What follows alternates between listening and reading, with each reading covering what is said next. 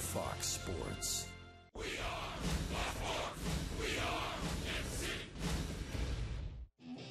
After several years of mixing and matching, the Royals have a group of everyday players who come to the ballpark knowing where they will play in the field and where they will bat in the lineup. And lately, it's paying off.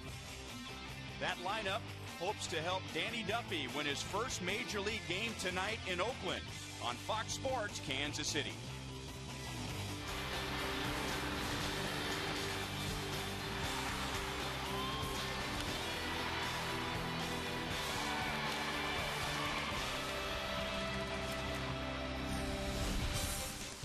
After a 1-9 road trip, the A's have moved up Trevor Cahill in the rotation. The A's are back home for a 6-game homestand, which begins tonight, and a 3-game series with the Royals. Hi, everyone. Welcome to Oakland. I'm Ryan Lefevre with Royals Hall of Famer Frank White. And, Frank, the word consistency comes up quite a bit, especially with teams that have young players, managers, and coaches. They want to know what they're going to get from players when they put him in the lineup every day. And I think it really helps the manager too, Ryan, because it makes it easy for him to write his lineup out. He gets to know his players. He knows the guys he can execute with, and they get familiar with how he's going to run his game. And the other side of that coin, players like to come to the ballpark knowing where they're going to be in that lineup. Best feeling of the day is knowing where you're going to hit, and I think it gets you an opportunity to know the guy in front of you, behind you. And I tell you what, that number 1 and 2 guy, especially if that number 1 guy is running, then that's a great relationship to have. The player who has the second most starts in one spot is the number 9 hitter, Alcides Escobar. He's been at shortstop all season long, but just starting to put things together now at the plate. Royals and Moustakas at third base. This is a young man who Ned Yost says may not hit for as much of an average. He has the power, and of course when you want third base and first base, that's where you want the power positions. They have 2 very good young players at those spots. Trevor Cahill tonight for the Athletics. 6 starts since his last win, and quite frankly, he's too good to go 6 starts without a win. Let's hope the White Rabbit playing here at the Coliseum will help him out tonight, because he needs some help. He needs to throw quality strikes. He's a contact, or he pitches to contact. Of course, that can help him, it can hurt him, but Trevor Cahill needs to get back on the winning track. And remember, just he and Gio Gonzalez, only 2 remaining of the 6 starters the A's had at one time. Now the Royals will send a rookie left-hander Danny Duffy to the mound. He's another one of their highly touted prospects. So Duffy and Trevor Cahill, the matchup. It's the A's and the Royals. So the Royals are in town, and the A's need a big homestand. Lineups when we come back.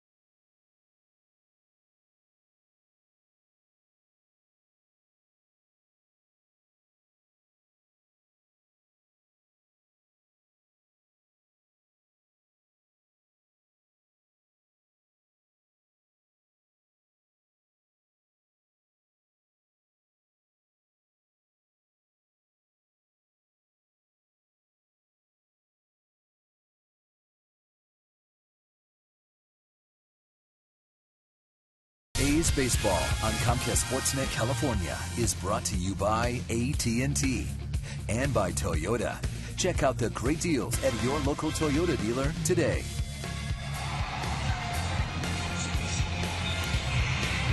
Meeting at home plate. The lineup cards have been exchanged. The A's have yet to take the field. We are set to go for this homestand. 3 against the Royals, 3 against the Giants, under the new manager, Bob Melvin. So the difficult road trip behind the A's, and now they'll look forward to playing 6 games at home. Game time weather brought to you by the Santa Cruz Beach Boardwalk. Get to the beach. The admission-free boardwalk is now open daily. 72 degrees, and it is a beautiful night. Warm all around the Bay Area, so maybe summer is finally here. Let's hope so. But shirt sleeve crowd tonight. Bob Melvin able to wear number 6 proudly without sleeves and no jacket. And, of course, Captain Sal Bando is White Rabbit. Plays on Diamond Vision. That means only one thing. So Trevor Cahill takes them out, and let's take a look at the lineup for the Kansas City Royals tonight. Alex Gordon in left. He's having a nice year. Melky Cabrera in center. Hosmer at first. Fran Coor in right. Billy Butler's the DH. Mike Moustakas will hit 6th, and he will play third base. Then Matt Trainor's the catcher. Chris Getz is the second baseman, and Alcides Escobar the shortstop. So there's your Royals starting lineup. Trevor Cahill, as my partner mentioned, he has not won since early May, and that is unusual for the 18-game winner from 2010, the All-Star for the Athletics, along with Andrew Bayless. So Trevor Cahill starts tonight. He'll also start the final game of this homestand on Sunday, so we will get to hear White Rabbit twice on this homestand. But he hopes to pick up the win, his 7th, the one that's been very elusive for him, and maybe tonight is the night. Here's the A's defensively. And Willingham in left, Crisp in center, Jackson in right.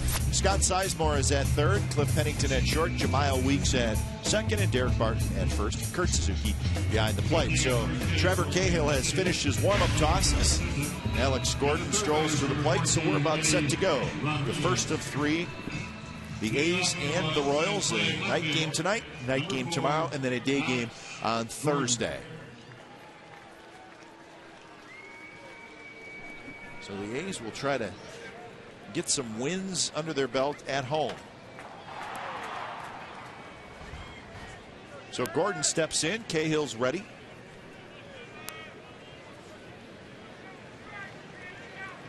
And the first pitch of the ball game to Alex Gordon is inside, ball 1. Pitch, 7:08. And a delightful 68 degrees. Thank you, Dick Callahan. A delightful 67 degrees. First pitch. He's right on target.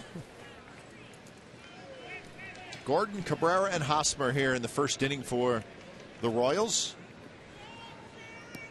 Very good year for Alex Gordon, adding in the leadoff spot for the Royals now, hitting .285 with 7 homers, 36 RBIs.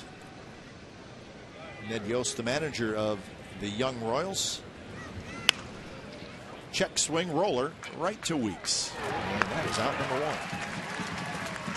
Trevor Cahill needs a lot of ground ball outs and a check swing from a pretty good hitter in Alex Gordon. That's a good way to start the game. Ned Yost, second season. He took over last summer as he managed the Brewers, and unfortunately, as they were going to the postseason in 2008, he was fired late, which is still hard to believe by anybody in baseball. But he's taken over the Royals, and they believe by 2012-13, they've got a pretty good chance to do something special in the Central Division of the American League. Royals come in 29 and 37 on the year. They're 7 games behind the Indians coming into tonight's action. They have won just 8 games on the road. They're 8 and 17. The A's took 2 out of 3 from the Royals in Kansas City earlier this year. Willingham toward the line, and he is in fair territory. Makes the catch. 2 outs. Hey, the Dodge Charger keys to the game for Trevor Cahill. He needs to lead the staff because they need him badly. He and Gio, the only remaining of the 6 starters for the Royals. The future is now. And that's not a question mark. It is now, because they are playing some of the youngsters, and this is one of them. And he is good. And it's Eric Hosmer. That's Mike Moustakis, the young third baseman, just called up over the weekend. So I would say that they have a boatload of very fine prospects, but these two guys are the jewels of their system, and they are now both in the big leagues. Hosmer on the ground, right to the first baseman Barton. So Trevor Cahill has a 3-up, 3-down, top of the first inning.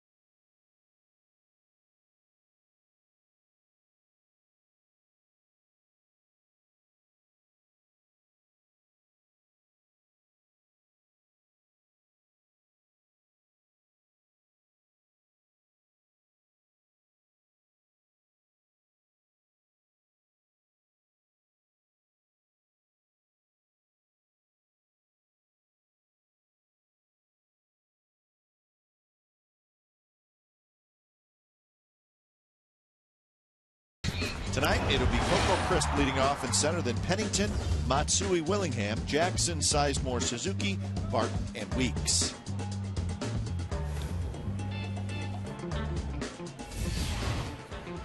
So the first pitch to Coco Crisp is a strike on the inside corner. Danny Duffy is pitcher tonight for the Royals. The native California. I think we're hearing cheers. You know, when he was introduced, the big applause went up for him. Center field, Cabrera gets back. Now turns around. He's under it. He's got it. Danny Duffy, his first start against the Athletics, 6th overall for the Royals. Last start was a very tough one against the Blue Jays, but young man, 6'3", 200 pounds. In mentioned the native Californian. Right over the top with a good fastball. First pitch of the game from this left-hander was clocked at 94 in the scoreboard gun. So he's got the good fastball, curveball, and I think we found some people who know who he is. Otherwise, they just want a photographer. Danny Duffy, who's 22 years old, from Goleta, California, which is down near Santa Barbara. Is that where it is? Yeah. I figured you would know. Oh, yeah. You're a geography man. California geography. Not bad for a guy who's a cheesehead. That's pretty good. Right down there by Santa Barbara.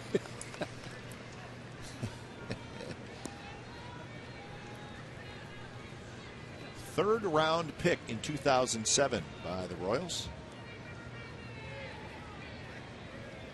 And again, he is one of the many top-notch prospects the Royals have, and they brought him up. Well, that's going to be a lot of fun for this young team.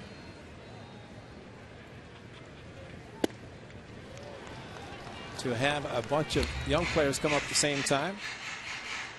Jeff Francoeur, 27 is the old guy. Yeah, the better. But he's a good one to have around.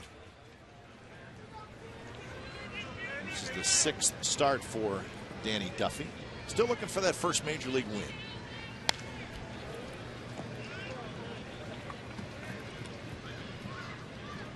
I don't think the A's want to have future media guys say first win came against the Oakland Athletics and the first ever start in his home state.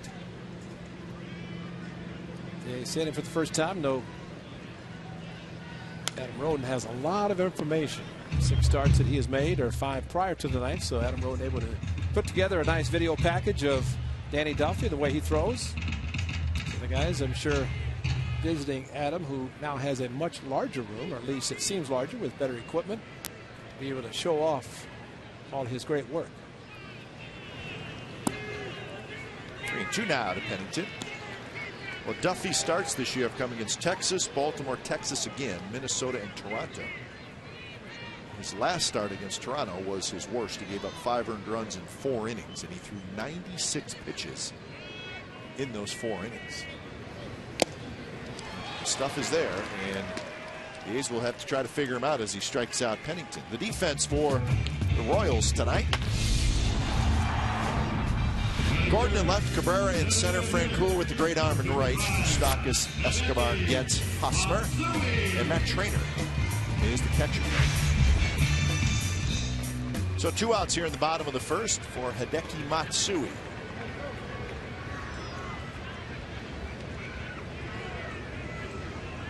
Matsui hitting .216 with 4 home runs and 25 runs batted in.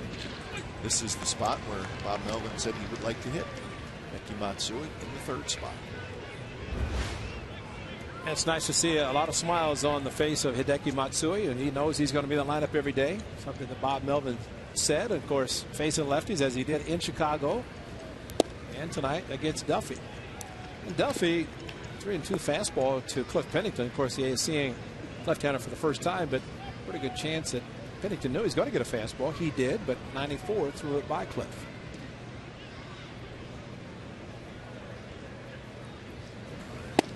One pitch is a fastball right on the outside corner. Good pitch by Duffy, and it's 1-2.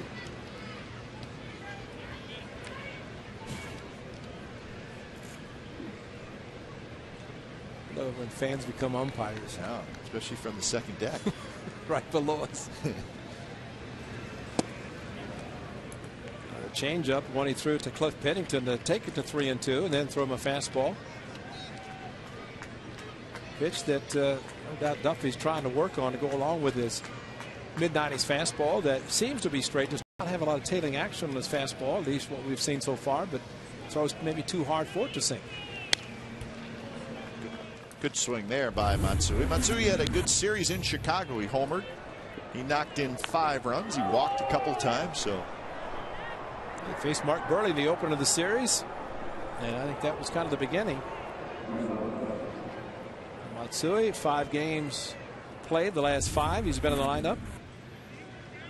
I said, "Are you going to get tired?" He said, "No, I'm the DH." I think he's just happy to be in there. 2-2 pitch, a shot up the middle, but Escobar's playing there. Hit to first, side retired. Hard hit ball by Matsui, but Danny Duffy has a 3-up, 3-down, bottom of the 1st inning.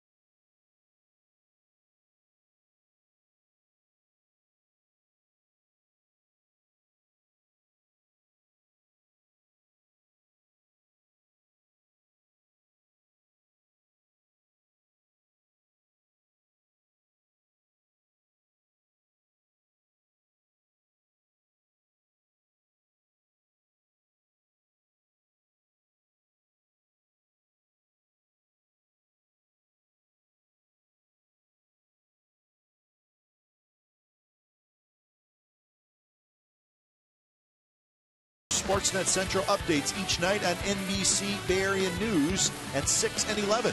Comcast Sportsnet and NBC Bay Area working together to bring you the best in local sports. Second inning, it'll be Jeff Francoeur, Billy Butler, Mike Moustakas. 4, 5, and 6. Trevor Cahill with a 3 up, 3 down. First inning, couple of ground balls and a fly ball. Curveball from Cahill, and Francoeur swings and misses. Trevor, an 8-pitch first inning with a couple of ground balls and the bloop by Cabrera. Francoeur is very good for this Kansas City Royals club. They have someone who's been around, although still very young, but he's quite a bit of major league experience, and he brings the veteran leadership to this club. Well, it's interesting, Ray, that there's a club option on Francoeur next year. And there's a lot of talk about, hey, this would be a guy that other teams would want. The Royals maybe trade him at the deadline. He may be a guy you want to hold on to. I agree. Especially if you have a club option on him, and it's not for a huge amount of money. Well, if you have a bunch of young players, which the Royals do, and Ned Yost is a very good manager for the young players. Bob McClure's pitching coach. This ball is a tailing fastball. Started outside, came back over the corner. Francoeur thought it was outside, but good movement. Fastball by Cahill. And that one just missed. But I think you need to have some veterans on the ball club when you have a lot of youngsters that you're trying to groom into major league players and a winning franchise. Like that. 26 and a half years young, the average age on the current roster. And that's one of them right there, Eric Hosmer. Of course, the beard to make him look a little bit older. Yeah. Makes him look like 24. But you're right, and I think it helps too with a guy like Francoeur, the fact that he is an everyday player and he's producing. He's really having a good year. Outside to Billy Butler. Well, and for him too, and know the story about the great seasons he had at Atlanta and struggled and came back. So he's had his ups and downs, but that's always important, especially with young players, to have a veteran around who can talk about failures at the major league level. And it is a game of failure, there's no doubt. If times you go to the plate or you're pitching, and look at Trevor Cahill, he's not won since May the 9th. Here's a guy who's an all-star last year, 18-game winner, started the season 6-0. Like he can't sniff a victory, which is very unusual. Francoeur runs, throw to second base is just a bit late, and Francoeur has a stolen base. Pitch was called a ball. The Royals will do that. Yep. They are second in the league in stolen bases. Well, it's a 2-0 count, and basically, there's not going to be a pitch out. And a ball short hop, actually a pretty good hop to Jamal Weeks. No chance to put the tag down quickly enough. They don't really have one guy who's a huge base stealer, but what they do have is they have maybe 4 or 5 guys that have 5, 6, 7, 8 steals. And Francoeur is one of them. And remember, Ned Yost managed in Milwaukee. He's also a coach for Bobby Cox for many years. And I think anytime a National League manager comes to the American League, he has that running mentality, a small ball, and is manufacturing runs. So with that in mind, you're going to see guys attempting to steal bases, hit runs, squeeze bunts, a lot of different things. And they do have guys in the lineup to hit home runs. Here's one of them. 3-2 pitch, and that's a line foul. The Royals are 5th in the league in runs scored. They're 10th in home runs. 2nd in stolen bases. The problem for the Royals is they have the worst ERA in the American League.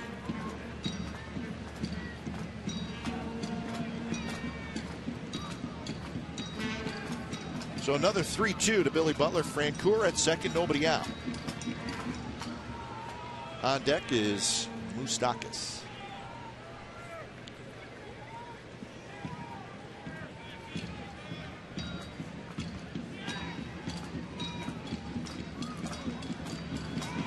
Butler takes outside, and it's back-to-back walks here in the second.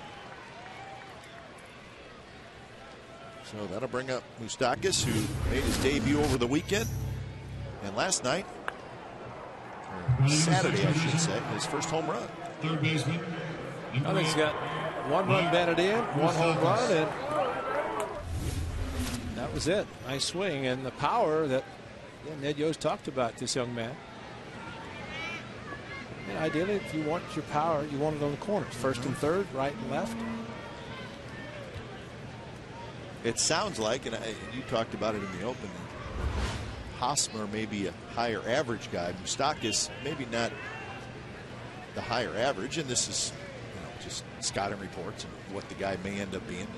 This guy maybe just more raw power. Bunts this one nicely. Sizemore, the backhand, and he throws, and they get Moustakas. That's a nice play by Sizemore, but it's a sacrifice for Moustakas, and the Royals have second and third. Well, Sizemore had to make a great play to get one out. Very nice bunt by Moustakas, and just talking about his power, and here he does lay down a perfect sacrifice bunt. But again, I think that's the manager Ned Yost saying, get a chance to get on the board. Figure the A's are going to play the infield back. Although Trevor Cahill being a ground ball pitcher, it might be different, but Sizemore used his glove, threw across his body. We've seen him make a couple of good plays like that, and this one very good. It's Derek Barton having to stretch to avoid having to throw going into the runner. So here's Trainer, and he takes outside. So Cahill trying to catch that outside corner to the right-handed hitters. He's been just a bit outside. Well, he threw the one good one to Francoeur that came back, but walking Butler, he ended up walking Francoeur, and I don't know if the ball is just not moving enough or it's cutting a little bit instead of coming back as a two-seam fastball. Wow. So 2-0 now to Trainer.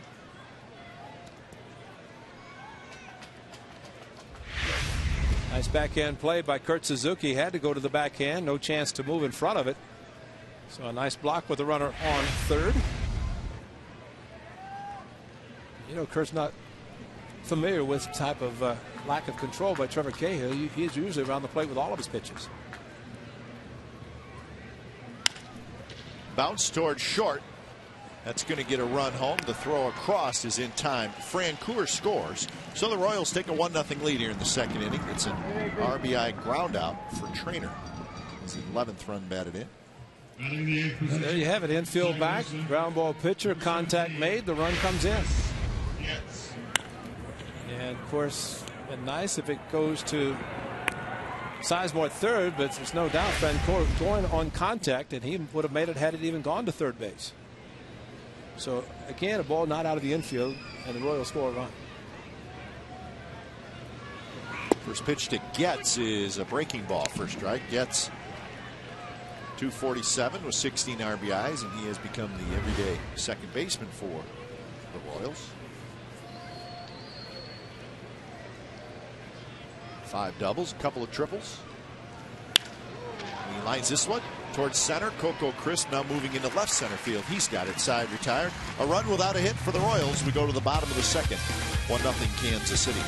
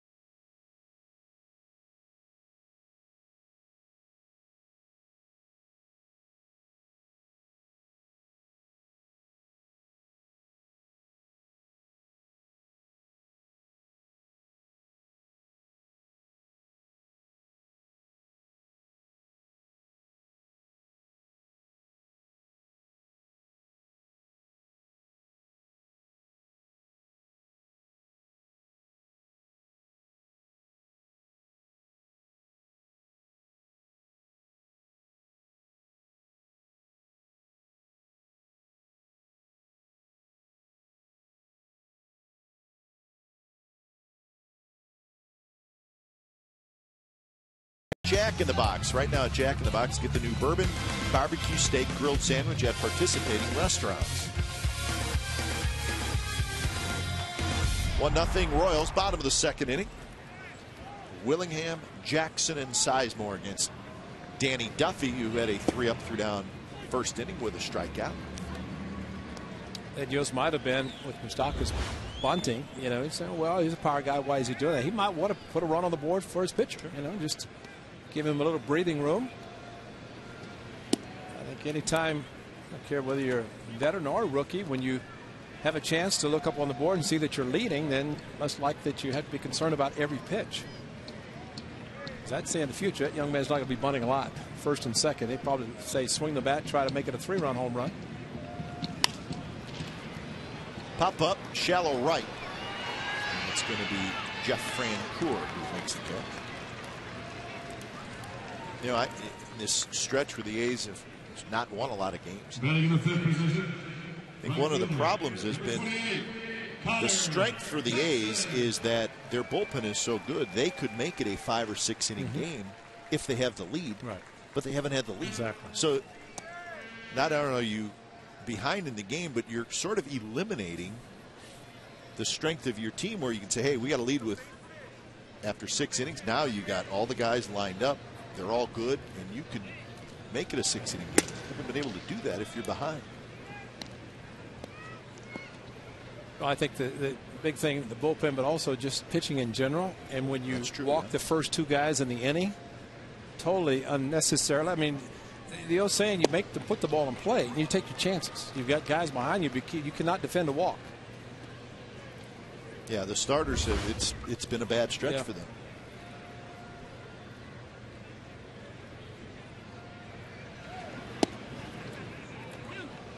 No swing, so Connor Jackson. And the count 2-1. The A's with a 28-39 record. They're 14-15 here at home.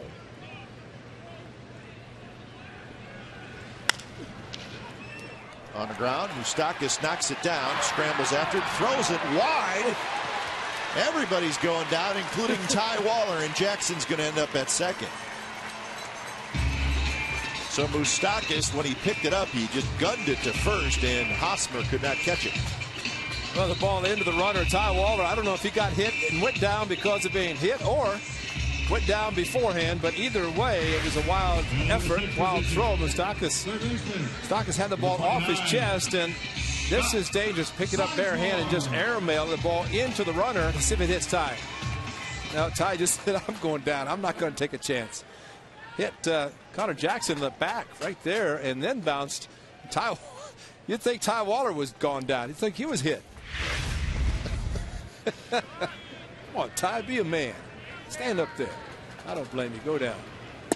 You know what he's saying? I don't want the ball to hit me to stop so my man can't advance to second base. Right.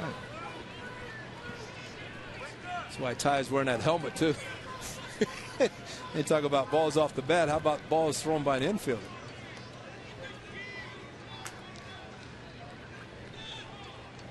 Oh, 1-1 to Sizemore. Loops one into right field, and that's a base hit. And they will hold Jackson. Of course, Francoeur with the terrific arm. So Sizemore with a hit, and it's first and third, 1 out.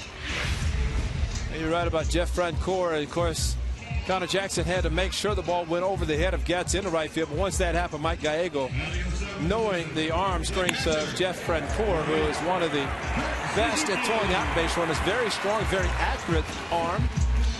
Connor, see the hesitation there just to make sure. 2 outs, he's running on contact, but not with one, not wanting to be doubled up. Remember that. That's why you don't run on him. And Mike Gallego does not have to look at statistics. He knows the reputation Francoeur has in his throwing ability.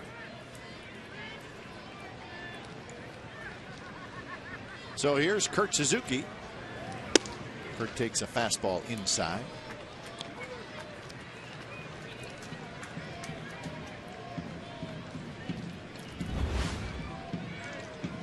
I saw the Royals sacrifice to put a couple runners in scoring position. The A's first and third, runner third, less than 2 outs. Similar situation. Just try to get him in. Ground ball is not going to work, though. 2-0 now to Kurt with Derek Barton in the on-deck circle. 236 the average for Suzuki.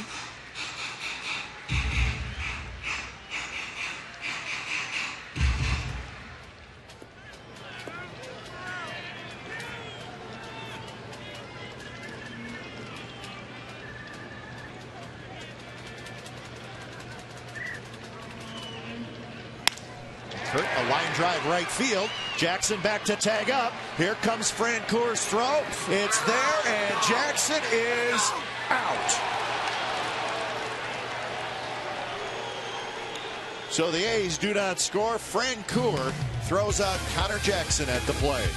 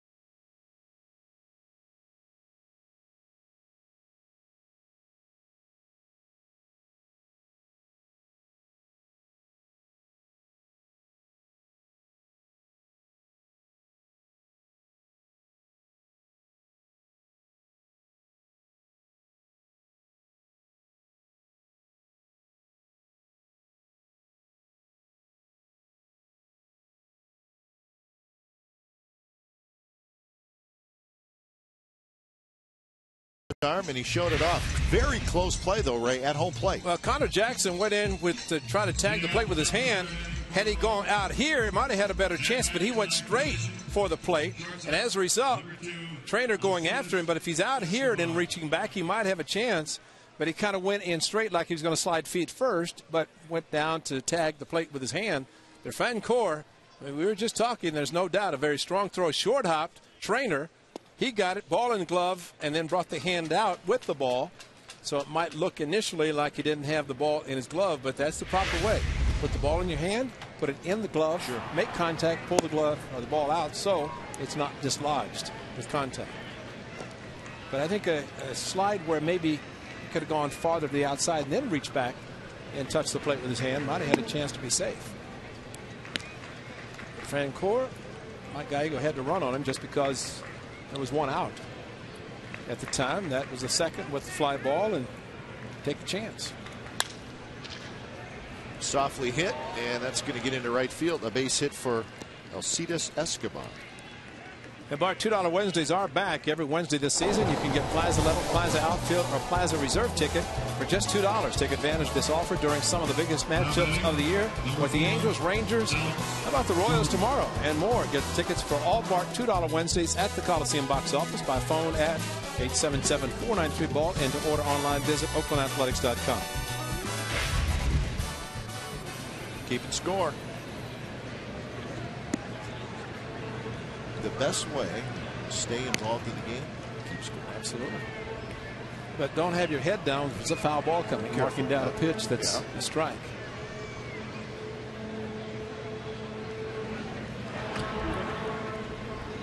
And hit by Escobar, the first hit for the Royals against Cahill.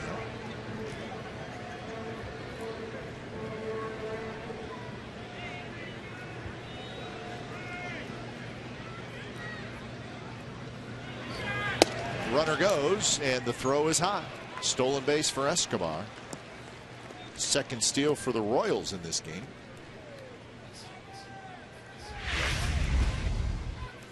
Well, the higher leg kick, and Kurt Suzuki. This high throw, and Escobar, of course, a pretty good jump.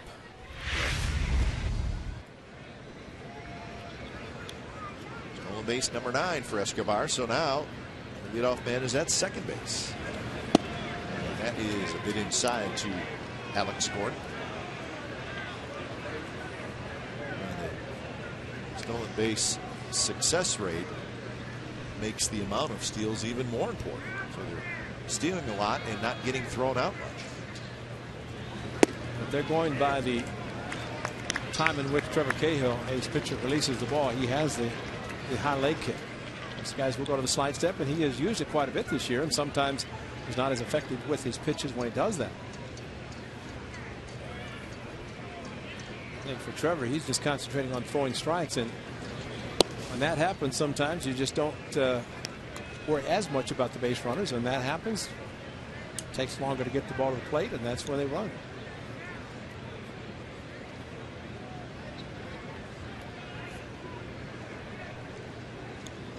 So 3-1 to Gordon with Melky Cabrera in the on-deck circle, and that one's lofted to shallow center. Crisp is going to get there. So that is out number 1. So Gordon cannot move the runner over. That is not an at-bat he will get his manager excited about, because if they're trying to play fundamentally sound baseball, where stolen base and a left-handed hitter, and his job is to get out in front and pull the ball.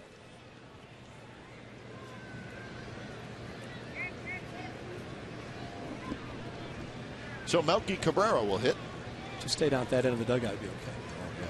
You just hope you don't see the manager writing. If he's writing on that lineup card, then it will always be. Of course, I don't think Ned Yost has to write it down to remember. That was not a good at bat. First pitch to Cabrera. Instead, the wheel towards second. Cabrera hit a fly ball to left field. So we go with the new BAB, bad, right? Yeah, bad at bat. That was a bad.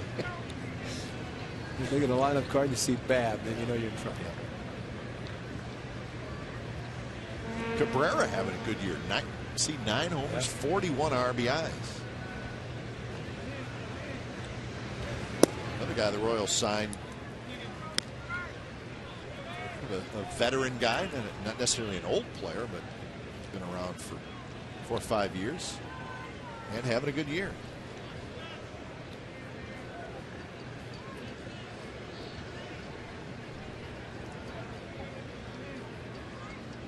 I always thought Cabrera was a pretty good player when he was with the Yankees. Went to Atlanta last year. Hit just 255 with 4 home runs. Bouncing back this year with the Royals.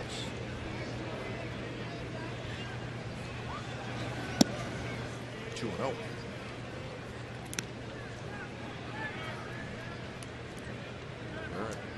He said 26 years old, a switch hitter. Pretty good year with the Yankees in 09. You got the point that the Yankees just too many outfielders. He was the odd man out after having some very good seasons.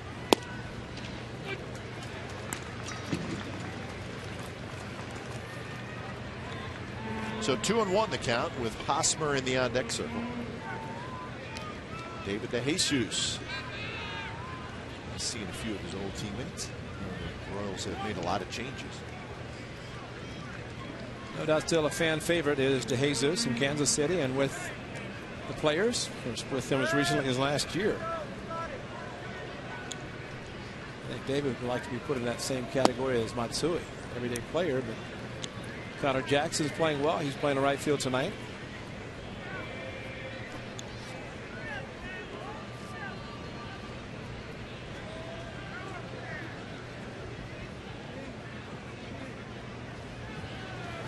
And the 3-1 pitch is way inside, and that is walk number 3 by Cahill. So 2 on 1 out for Hosmer. Here's our Farmers Insurance report card. Current players on the active roster who were first-round draft picks by the Royals. So Butler, who's a very good player. Gordon was the 2nd overall pick. Hochevar, the 1st overall pick. Then Moustakas and Hosmer. Aaron Crow a couple years ago. Well, anytime you can get homegrown players, and that's a good draft by your organization. Mario Kubota, in charge of the A's scout. Of course, Grady Fuson back in the organization, but he's got to do a great job when you have the draft picks and you unfortunately sometimes don't play well, which means you get a better draft choice at the top. That's when you have to draft well and make sure those players come up through the system and you have the control and you hope to be able to sign them long term. First pitch to Hosmer, he takes low. So Cahill having some trouble finding that strike zone.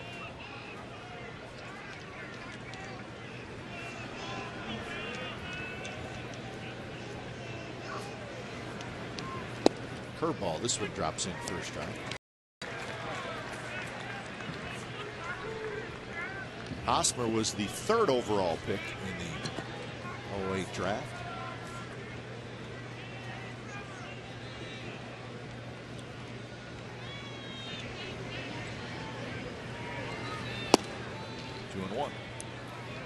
Escobar at second base. I think a little concerned about Cahill and the spin move, which he has used a couple of times to get Escobar back to second. Escobar has very good speed. Wouldn't surprise it if he thought he could get a good enough jump, he might take off. Hosmer got a pitch to hit there. It was fastball. Hosmer going to Yankee Stadium after the Mother's Day weekend in Kansas City when he made his major league debut. The Royals went to Yankee Stadium right after that. Clean shaven for the Bronx. Comes to Oakland, he's got a beard. That was the first major league home run. He's got 5 to go with 21 RBIs. 2-2 pitch. Grounded. Barton has it. Throws high. Safe at second. Safe at first. And the bases are loaded. So it's going to be a fielder's choice and an error. Wow. So you're thinking, well, maybe a double play, but one for sure. Derek Barton maybe thinking about throwing right there, then hurrying back to first base, and Cliff Pennington trying his best to keep his foot on the bag. With that throw, he had to really protect from going into the outfield. And you know, normally Derek Barton is right over the top with the catcher's throw. Dropped down sidearm, the ball took off on him. So the bases are loaded for Francoeur.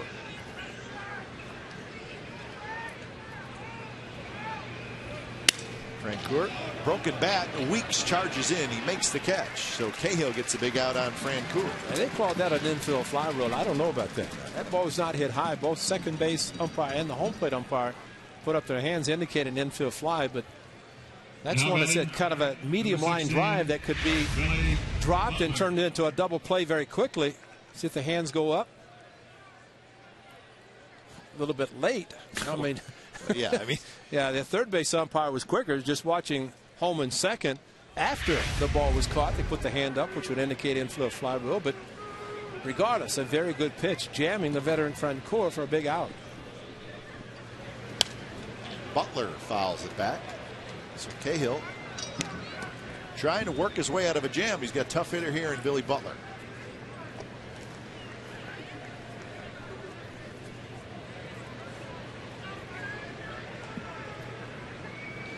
Butler walked in the second inning.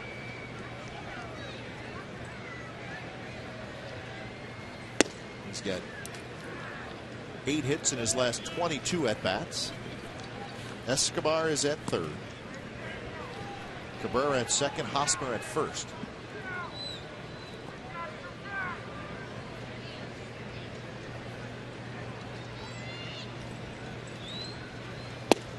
And that one just misses.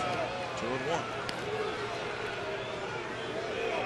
That's a good take by Butler, but a very close pitch to the outside part of the plate. The ball came back, but according to Bill Welke, not enough.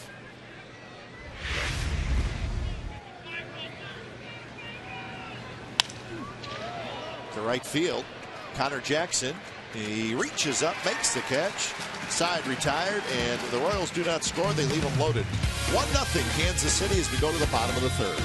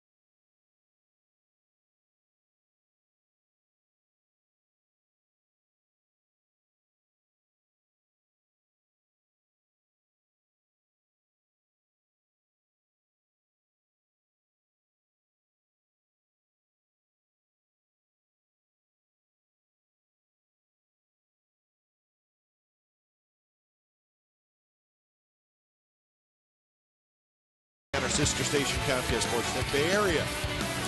Highlights from this game here: 30 A's in 30 days. Trevor Cahill and Cal gets ready for the College World Series. David Andrews, Henry Wolford will host. Good luck to Cal. How about that? They're going to lose their baseball program. They get it back, and now they're going to the College World Series. That's good. I think it's the first time since 1992. That's right. So, B.I. going to be their stat guy? B.I. is going to have his blue and gold Pumas on, and he's going to Omaha. Puma man. You're Puma man? Our stat man B.I. is a huge Cal fan. Pumas are good, too. I wore Pumas in Cleveland. Dwayne Kuiper and I both wore Pumas. Yeah. Red ones? Yeah, red with the white Puma stripe. Dude, they're good shoes. Swing and a miss by Barton on 2-0.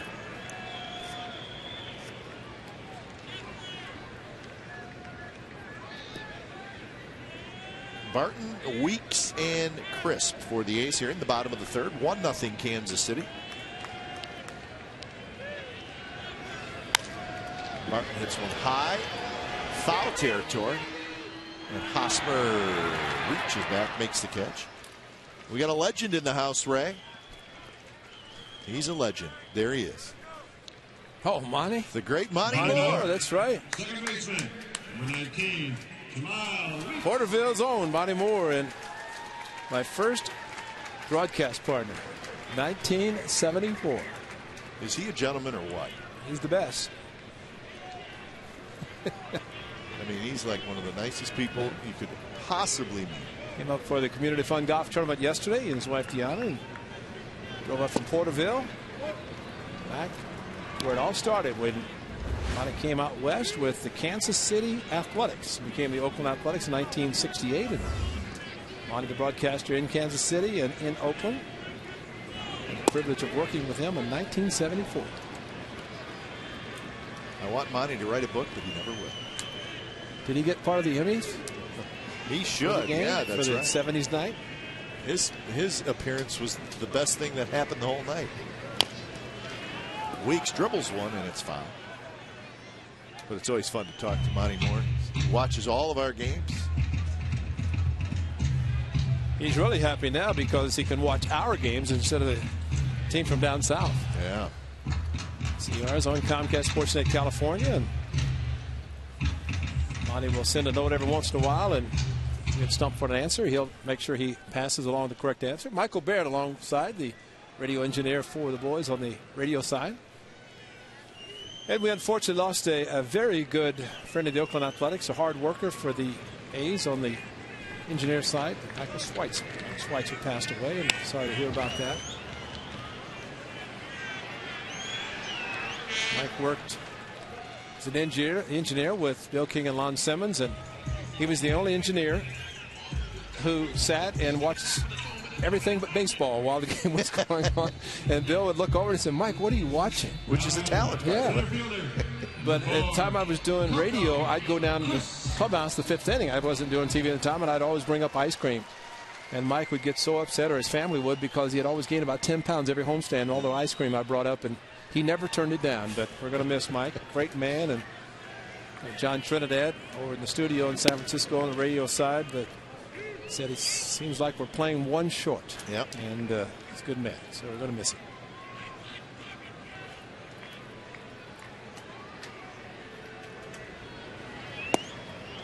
Good change up there from Duffy. This man, young man, again talking about Ned Yost bunting and getting a run on the board, and he was settled down, pitching well. Thanks to his right fielder, Francoeur, a double play to prevent the A's from scoring a run last inning.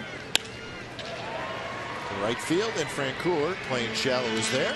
3 up, 3 down. So we are headed to the 4th inning. 1-0 Kansas City.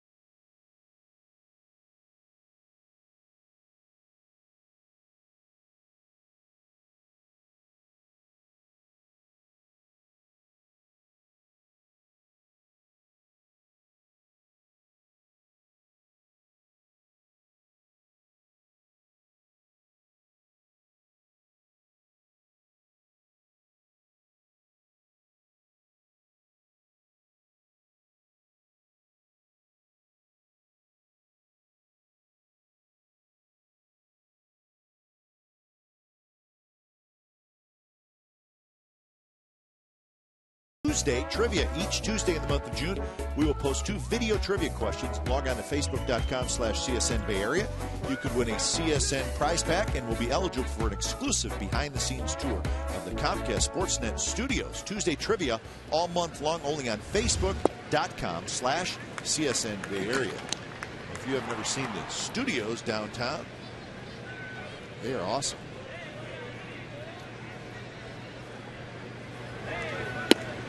Awesome studio for awesome people. Yeah, it's beautiful. Mike Moustakas, who had a sacrifice bunt in the second inning. Can't say that too fast, can you? That's a shot up the middle, base hit center field. Can't throw a hanging curveball to him either. So Moustakas with his 4th hit as a big leaguer. See, when your manager tells a big power hitter to bunt first and second, and you're a rookie. Trainer. Yes, sir. Anything else you want me to do? Nobody on base. I'm going to take a curveball back up the middle. That's a nice swing. Strong, huh? Yes, very strong. See that lower body? Let's see where it can generate a lot of power. Trevor Cahill started him with a nice curveball for strike 1, then hung one. Took it right back up the middle.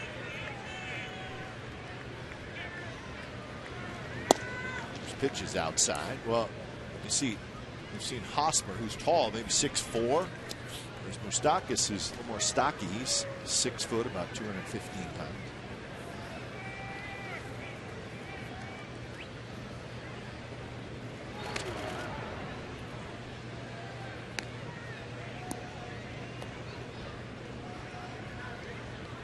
So that's the 3rd inning in a row that the Royals have put their leadoff man on. Moustakas has a big lead. Well, if he runs, then you start looking at the 1976 Oakland Athletics under Chuck Tanner, where everybody ran. Sal Bando stealing bases. Phil Garner. There's a slide step and pitch out of the strike zone.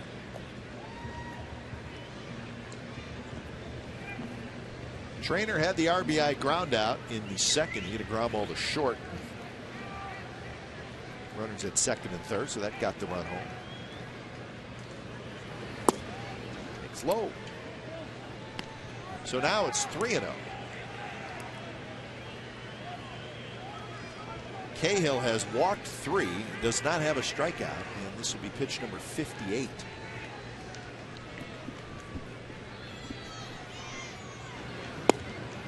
Strike down around the knees. It's got to be very frustrating for a pitcher who had the success that Trevor Cahill did last year, and everything went so well for him. 18 wins, May through September, All-Star. There goes, and the pitch is outside, so that's ball 4. So what happened at second base does not matter. Very close pitch. They just announced a caught stealing 2-6, where the guy stayed at second. Was not that bad of a pitch. A little surprising. Kurt Suzuki threw, and I don't know where the pitch was. Looked like a very good one, but called the ball, and so they throw to second. Moot point.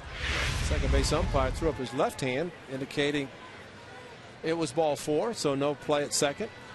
That was a pretty good pitch. So gets to bunt, and he bunts it nicely, and it's going to roll foul. Cahill almost picked it up, and luckily that he did not, as the ball rolled foul. Looked like the A's a little surprised that Getz was bunting, but Moustakas did. Stop! Don't pick it up! Ah! Oh man! Somebody was yelling at him. There should have been somebody yelling at him, because once it hit the lip of the grass, it was going to roll foul. Well, that's something you don't like to see there. 2 top pitchers walking more than anybody. Trevor with his glove in front of his mouth. You still see him laughing. If you're going to do that, cover your entire face. This one is bunted nicely. Cahill picks it up, throws, and they just get Getz. So the sacrifice, nicely done by Getz. So the runners are at second and third with 1 out. As you mentioned, if the powerful third baseman Kostakis is going to bunt, then this guy is.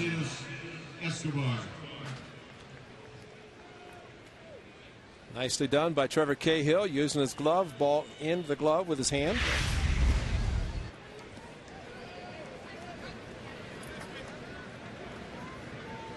So a big point in the game here. The A's struggling to score runs so far against Danny Duffy, even though it's only the 4th inning.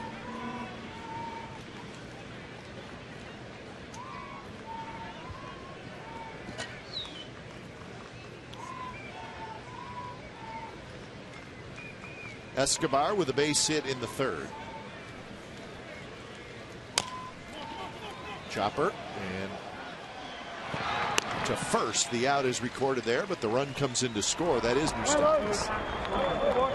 So another RBI ground out for the Royals. This one by Escobar, and it's 2-0. Well, maybe Sizemore might try to get the runner. Moustakas coming in from 3rd with a slow hit ball. He came charged in the same time the runner from 3rd did. Didn't really look at the plate, just made sure 1 out. When you're struggling scoring runs, you might try to take a chance.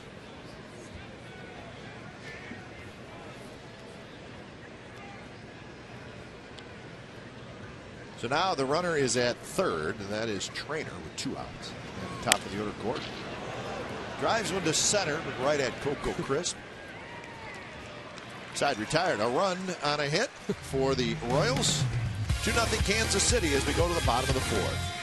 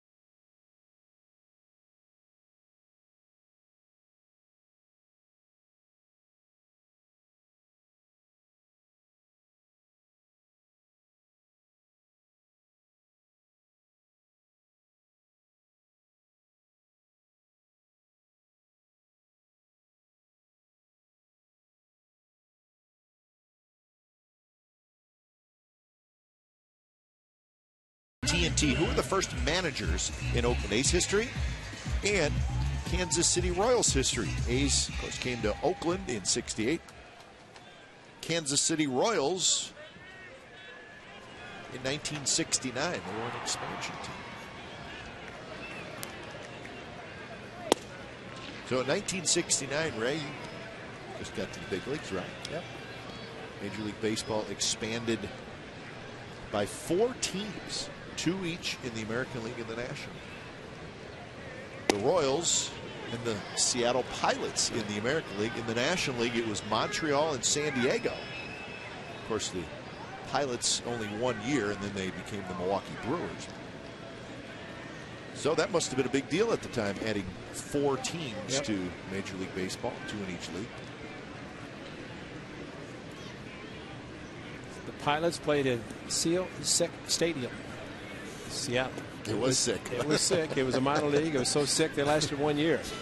But Sick brought the Bud got him out of there. The Pilots to the Milwaukee area, became the Brewers, and that was after Milwaukee lost the Braves to Atlanta. So it was great for the city of Milwaukee, and a very good city, you know that, to get another team after the Braves left. Stakis takes care of Pennington.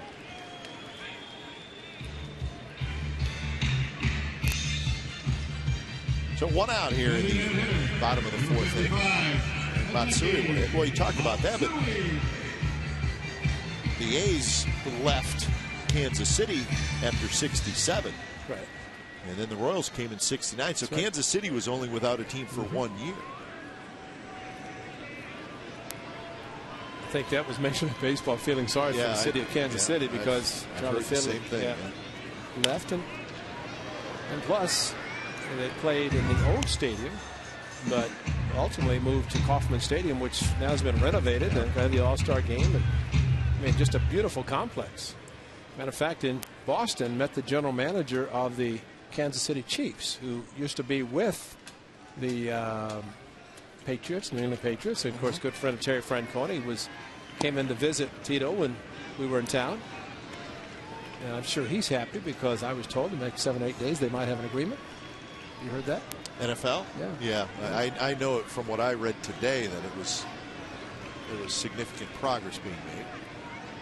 Good time to do it considering the season for the NFL beginning very soon. Or at least probably sooner than they would like to think, considering the negotiations and trying to get it all done. And I got to believe there's a lot of progress being made toward baseball's agreement as well. Hopefully that'll happen sometime in the future. This one down the line, and it is gone. Matsui homers, and the A's are on the board.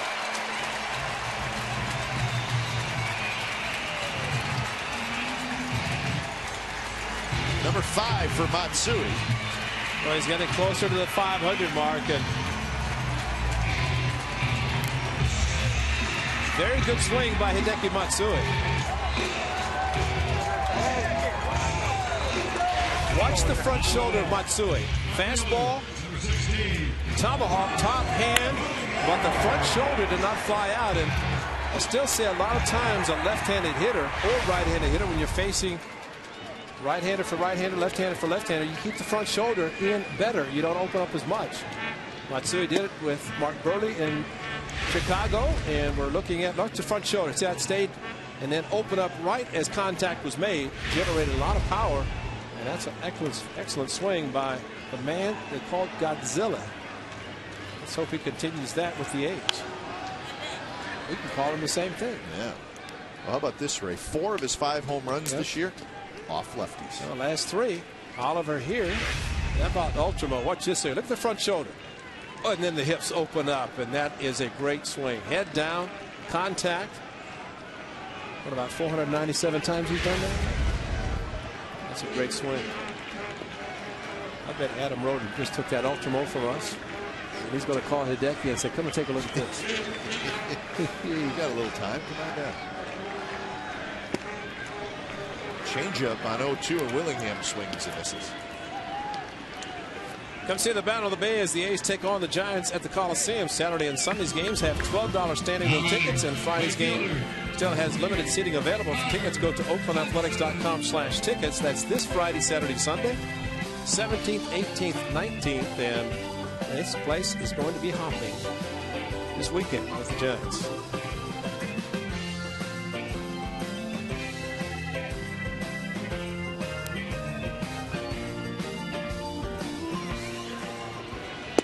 Giants are in Arizona tonight, tomorrow night, and they will have a night game on Thursday as well. So they will arrive late. Maybe they'll be a little tired when they get over here and try.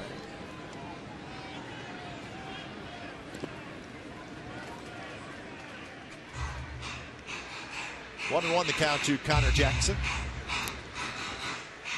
Reached on an error in the second inning.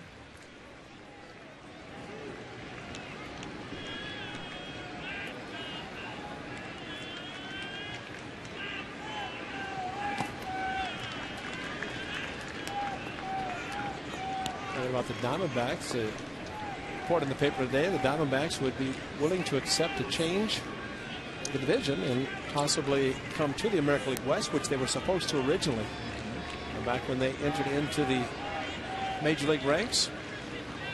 plan was that they would be in the National League West for a couple of years because of being in Phoenix. And then they would go to the American League West and be realigned to put maybe the Rangers in the Central.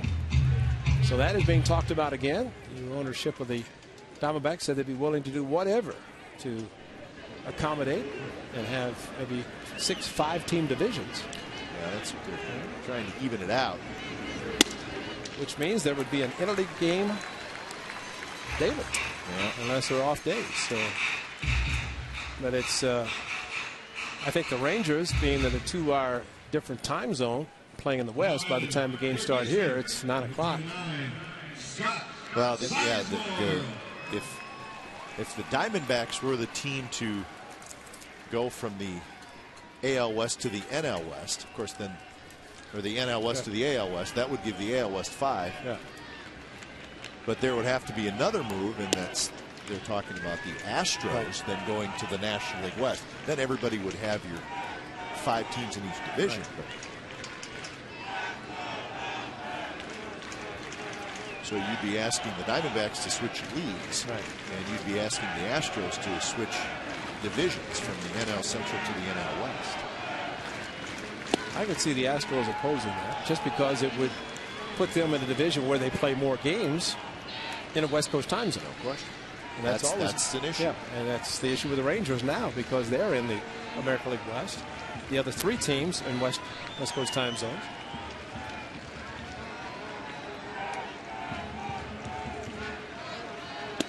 There was also a rumor of just a straight move of the Astros to the AL West.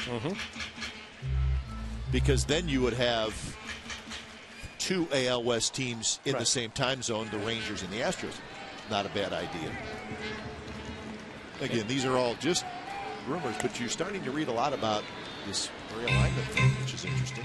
Well, if they could accomplish it, maybe even as early as 2012, just because of the collective bargaining agreement in negotiations right now, and of course they could use maybe bargaining chips between the owners and the players. And the current agreement does expire at the end of the season. That being at the end of the World Series. Yeah. We expect the same type of arrangement, or at least negotiations, to be hopefully ongoing behind the scenes to where nobody knows, and an agreement will come to pass and baseball will continue. It should. Owners are happy, players are happy. A lot of money being spent for baseball.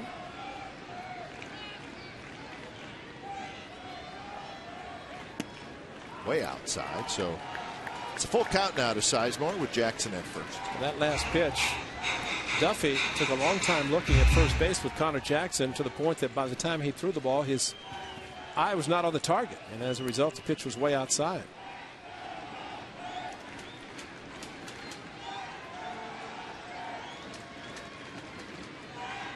So Jackson goes, and the pitch is just a bit outside, and back-to-back 2-out walks. So that's that close pitch on the outside corner that Bill Wilkie has not been giving Cahill, and he wasn't giving it to Duffy either. The catcher, number 8, Kurt Suzuki.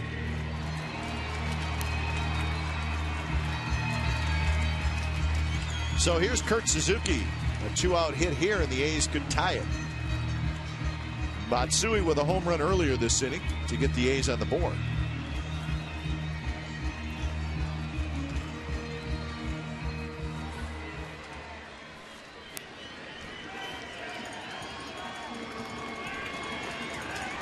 .61 pitches for Danny Duffy. Breaking ball, it's just a bit low.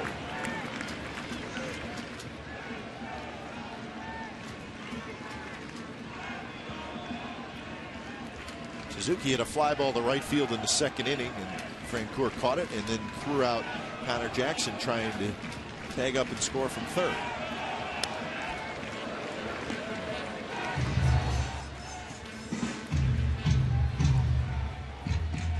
So 1-1 to Kurt, who's trying to get things going offensively. Bob McClure along with Ned Yost. Bob here, of course, great pitcher for the Milwaukee Brewers when they were good. He had a great move too for left-handed. He had the good move. Guys used to just stand on first base when he was on the mound. Well, as Ned Yost says, John Gibbons, former manager of the Toronto Blue Jays, for another former catcher, and is giving now the bench coach for Ned Yost. And Ned Yost said the best bench coach I've ever had. Says a lot about John Gibbons, of course, again, former manager. Kurt checked his swing, and no swing, says Tim Cheetah. That's a good call because Kurt's body went forward. The bat started, but he held it back. But watch the front side of the body. Goes forward, but the bat stayed back, and that's where you don't want to look at the body. You look at the bat. That's what the veteran Tim Cheetah did at first.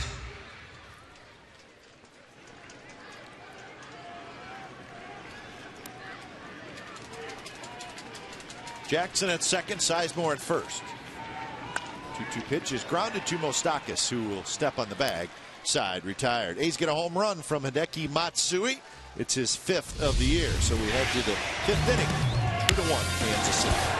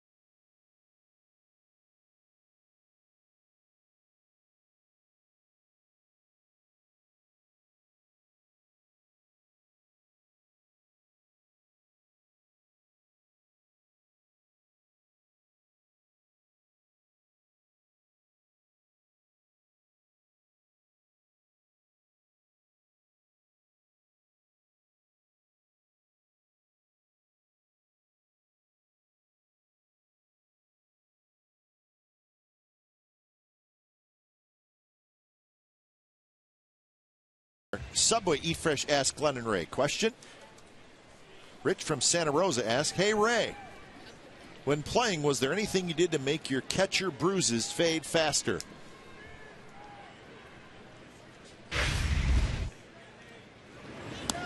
Hey Ray, when playing, was there anything you did to make your catcher bruises fade faster? Well, I'm sorry, Bologna was bringing up the Busy Bee Bakery goodies, so I got distracted. What was the question? Yeah, I heard what the question was. It's a 3-person booth right now. And she wanted to get on the air. Did you want the microphone, Wilma? She said some mice got in our goodies too before she got up here. Mice, bruises. 2-legged mice. Anyway, the answer is no. Jackson leaps up and makes the catch. Nice play by Connor Jackson on a bullet hit by Cabrera. The only thing that helped bruises during the season was the offseason when you didn't have to worry about getting more. Connor Jackson, a very nice recovery on a ball that was hit very hard by Cabrera, and nice hang time by Jackson to get to the ball. No, it's just something you put up with as a catcher. You're going to get foul balls, and just Kurt Suzuki. You get it sometimes where ice doesn't help. Yeah. You know.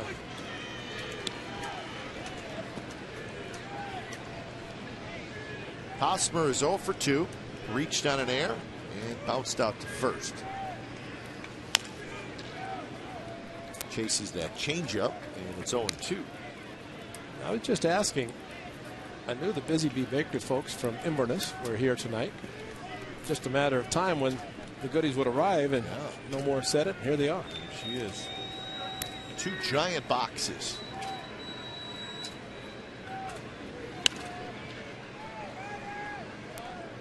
So 0-2 to Hosmer. Followed by Jeff Francoeur. The Rangers lost tonight. The Yankees pounded Texas 12-4.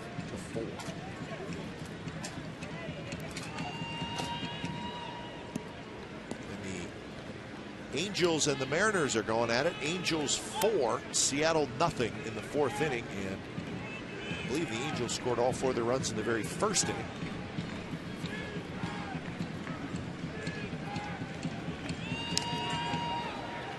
So Texas, after there was a rain delay in that game, Alexi Ogando, who has just been terrific, but Ogando got knocked out early. Kurt Suzuki got hit again. Oh, yeah, just foul ball, missed his glove right up his left arm. Only thing you put on that is more ice after the game. That's just another bruise. Malia, his young daughter, who's just a baby, probably going to get a little older, said, "Daddy, why is your body so dark color, bruised and all that? What do you do for a living?"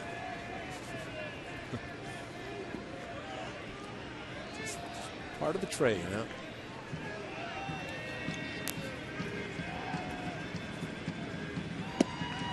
Just missed inside, so a full count to Hosmer. Same location, inside of the lefty, outside of the righty. Just Trevor tonight does not have a lot of movement on his fastball, his 2-seam fastball.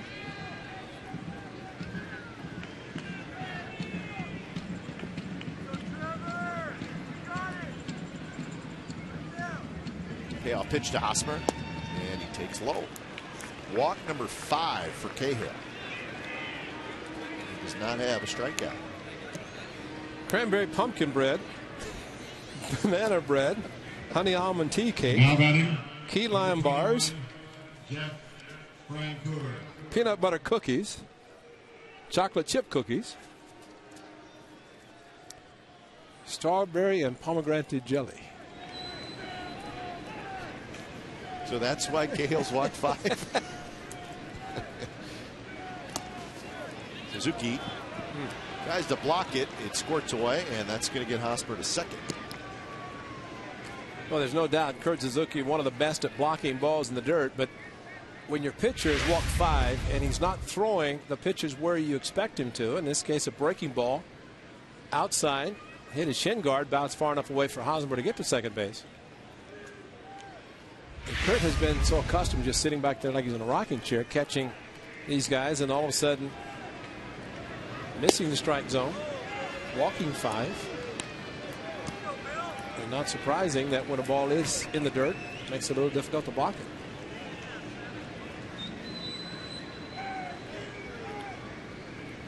2-0 to Jeff Francoeur. And that one to the backstop. And over to third goes Hosmer. I think, Ray, that Kurt Suzuki on Sunday, that's probably the hardest I've seen him work behind plate, trying to catch Gio. Gio really struggling with his control. Well, and Trevor backs it up tonight. Look at this pitch. This is not Trevor Cahill. That ball hit the plate and to the right. And now walk, wild pitch, 3-0 on Francoeur, and he might be swinging 3-0 if he thinks he's going to get a strike. He did get a strike, and I think he may have had the green light. He just did not pull the trigger. He will now at 3-1. Billy Butler is in the on-deck circle.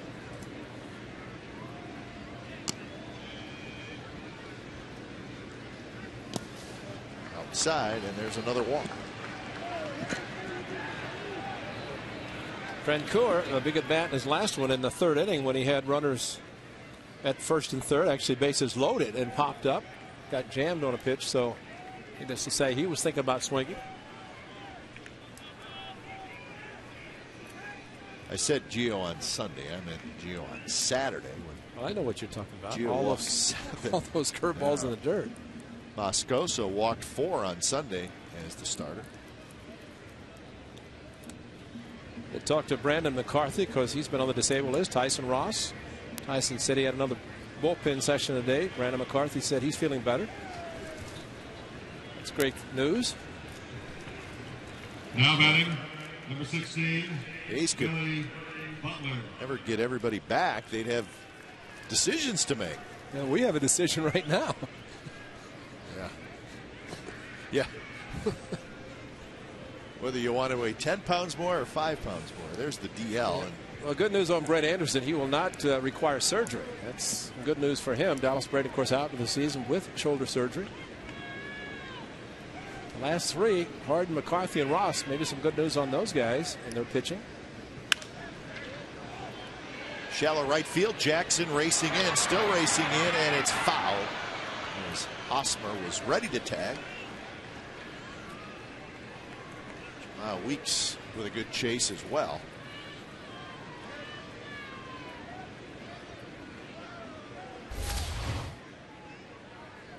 Now Tyson, this is his second bullpen session, which they have an intercostal oblique. Is that what we're calling Oblique. it? Oblique.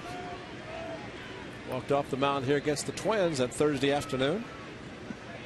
Unfortunately for him, the leadoff batter got on base and he scored and picked up the loss in his last appearance.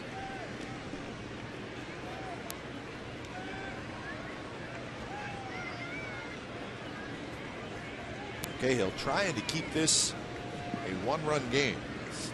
The Royals have had base runners all over the place tonight. Runner goes, pitches high, and that'll be a stolen base for Francoeur. We knew he was going to be running. He ran in the second inning, his first at bat.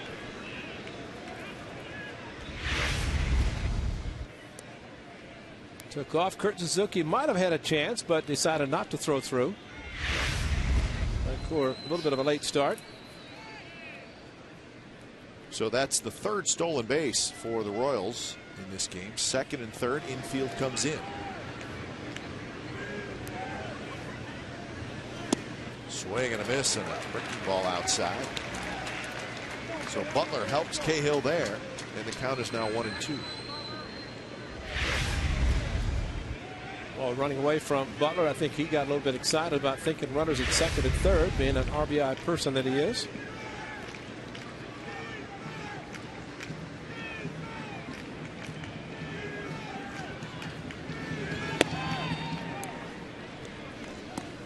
That was pitch number 83 for Cahill.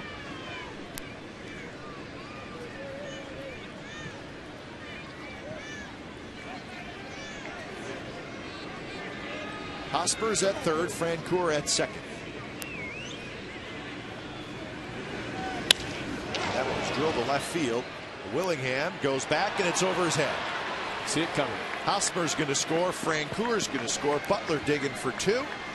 And it's a two-run double for Billy Butler, and the Royals lead 4-1. Well, you can see it happening, and of course Connor Jackson almost got burnt on one to right field by Melky Cabrera. But when this ball left the bat of Billy Butler, you knew it was going to be trouble because it was a bullet. High changeup. He stayed back on it. And Josh Willingham right there just knew he didn't have a chance and didn't even throw up his glove. So the walk, wild pitch, walk, stolen base, double.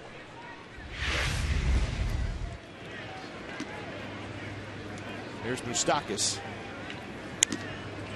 Cues one foul. So I got 3 of the 6 walks scoring. That's what I was going to say. Exactly. So Breslow is just now starting to throw. The Royals have 3 hits.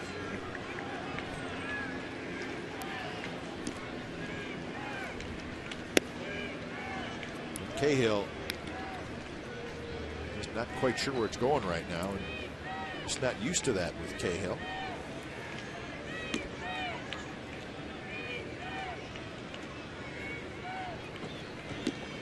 Moustakas, a sacrifice and a single. He's also scored a run.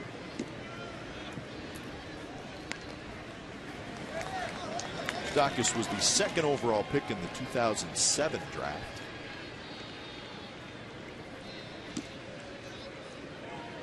So he has done his time in the minor leagues, and the Royals hope that he does not see the minor leagues again.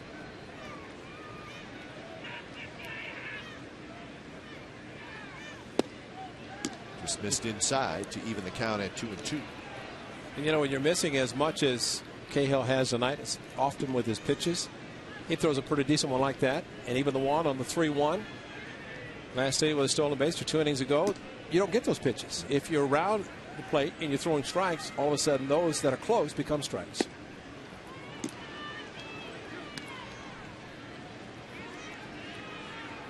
Cahill's last win was May 9th at Texas. So that was 6 starts ago.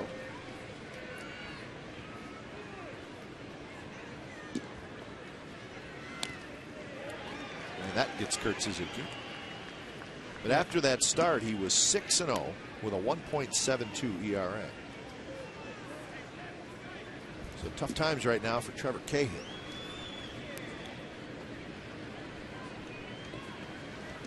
Well, no doubt, too, with Trevor and Gio, the only 2 starters still able to pitch. No doubt they're wanting to be able to be the guys that take hold and win some games to help the club, knowing the other guys are on the disabled list.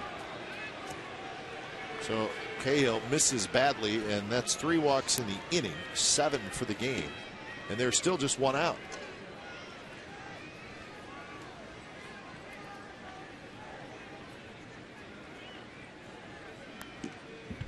So Matt Trainer is the hitter.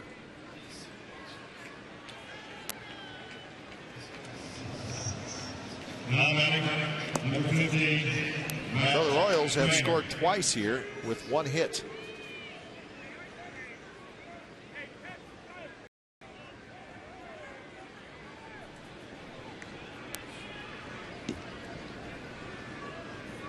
Trainer with an RBI ground out in the 2nd, and then he walked in the 4th.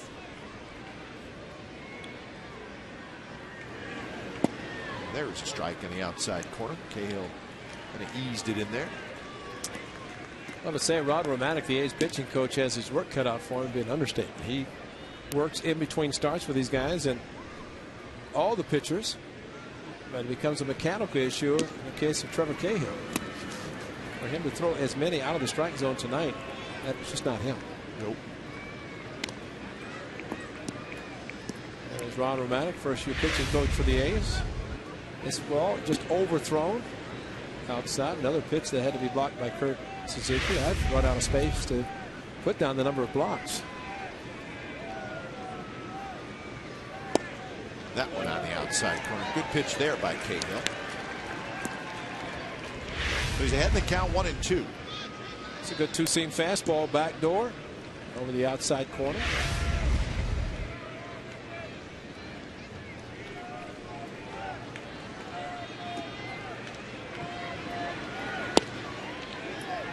Tried that outside corner again and missed. See, that one he threw too hard for it to have any movement. You overthrow, the ball has a tendency to cut instead of coming back, and I'm saying goes, the more tired you get, the more movement there is, especially for a sinker ball pitcher. Bounced into left field, a base hit. Butler does not run well, and they will hold him as Willingham guns it in on the fly to the plate. So Trainer with the base hit, and Bob Melvin has seen enough. There is still just 1 out in this inning, and the bases are loaded. And this is one trip Bob Melvin thought he would not be making with Trevor Cahill on the mound this early in the game. So when it's time for a change, think Speedy Oil Change and Tune-Up, your oil change, tune-up, and smog experts.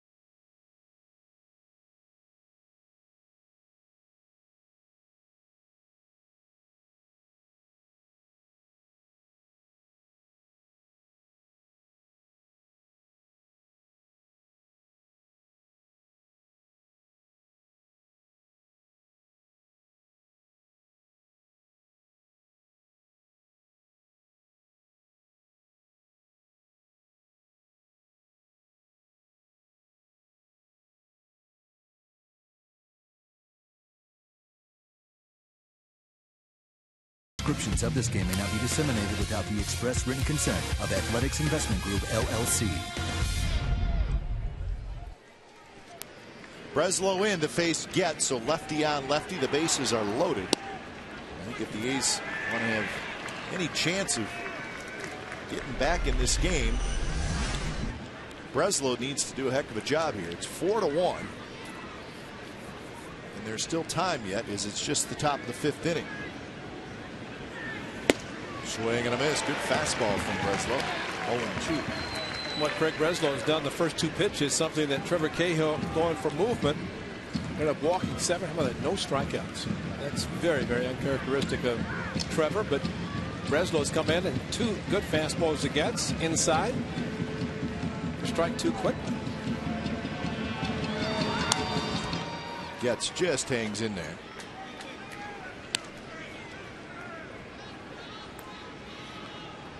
So the count remains 0-2. Butler's at third, Moustakas at second, and Trainer is at first.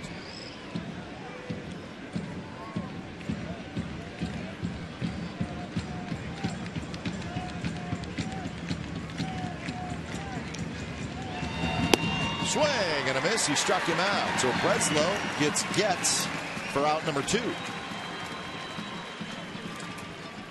From the slider, they fouled off and then came right back with a good fastball and a challenging fastball. Good pitch to the outside part of the plate. Number 2. Remember, the Royals had the bases loaded in the 3rd inning with only 1 out, and a pop up by Francoeur, fly ball by Butler. This inning, bases loaded again. See if Breslow can get out of it. Alcides Escobar is the hitter, and he takes just a bit low.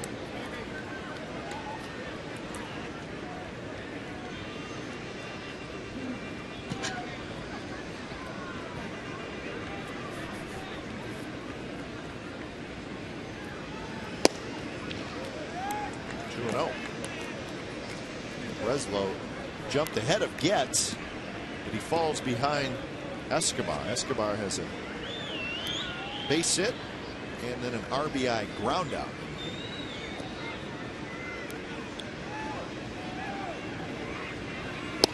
Swing and a miss.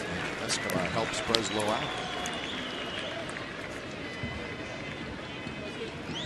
Well, one thing a reliever likes to do when he comes in with runners on base, a very good stat is inherited runners not allowed to score, and that's what Breslow's trying to do to keep the bases loaded.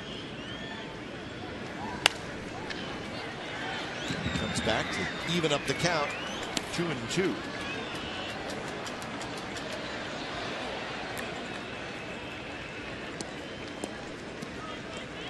Well, there's the number right there. Stranded 8 of 10.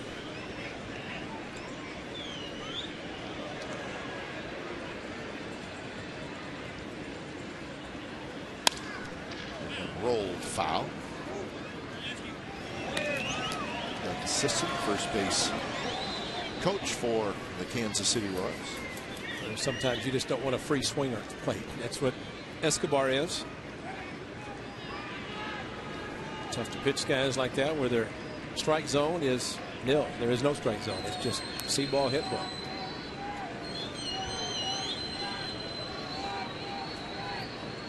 Outfield, limit straightaway and shallow.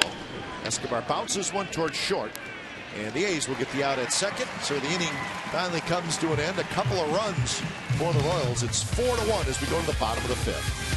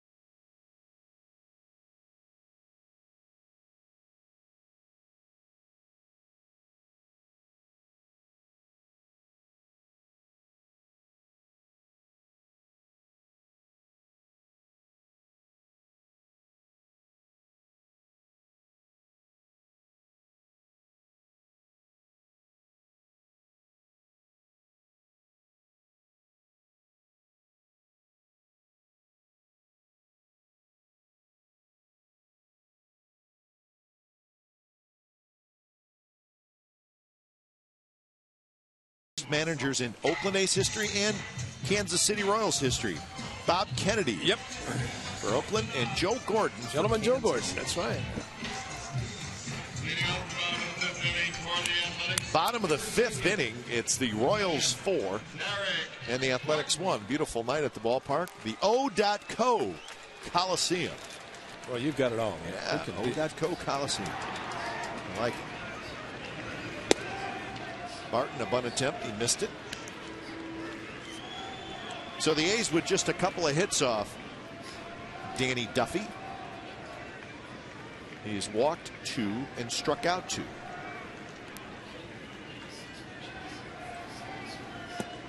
Good breaking ball. Strike 2 called.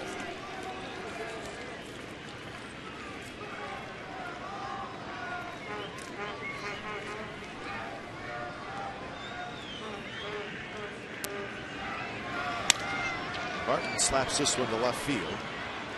Gordon comes in. He's got it for out number 1. So Barton is 0 for 2, and that'll bring up Jemile Weeks. Well, we were last in Kansas City on Mother's Day weekend. We had a chance to see our good friend Paul Splittorff, but unfortunately since then we learned of his passing after we had left town. So Paul Splittorff, great left-handed pitcher for the Kansas City Royals, a great broadcaster. You can see him as a player to the left, broadcaster to the right, and they're wearing the patch split. That's what his nickname was, Paul Splittorff. And too many very good players for Stan Quisenberry, the great sinker ball submarine pitcher. Closer passed away. Dick Hauser, the great manager.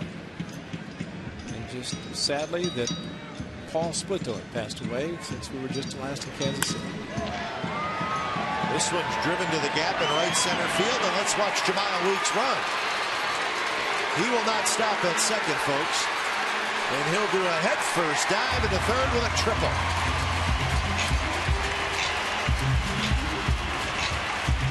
And the folks are getting a chance to see Jemile Weeks for the first time. He joined the club on the road, and that is his 3rd triple. And you don't need triples alley like they have across the bay when this young man hits them.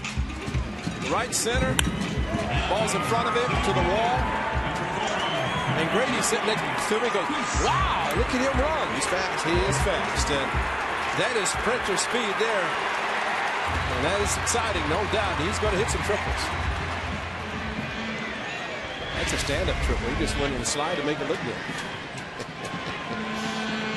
Now he's got to get him home. First pitch to Coco Crisp is a breaking ball that drops in for a strike.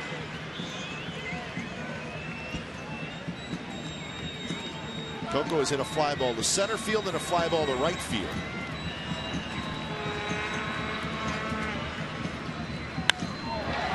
Rips that one down the left field line, and it's foul.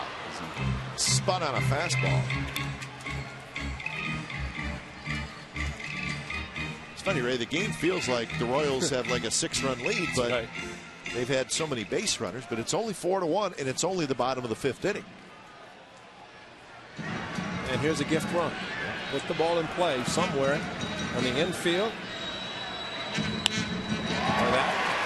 Right field, that's a base hit in front of Francoeur. Weeks will trot home to score, and it's 4-2. Now Jemile did the best thing. The ball was in the air. He was at third base, ready to tag to test the arm of Jeff Francoeur. Once the ball dropped, he scored easily. And that's a very good at-bat by Coco Crisp. No stride, almost hit one out to left field and took the ball inside out. Francoeur had the ball bounce off his chest. He knew not to have a chance to throw out Weeks. As Jemile back to the bag, pushed off the bag, and there's the speed on the A's second baseman. So here's Pennington. The A's come right back. Triple, single. Let's see if the A's can utilize their running game now with the speed of Coco Crisp at first.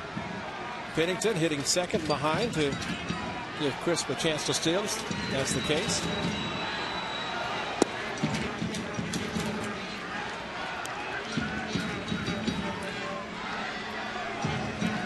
.75 pitches for Danny Duffy.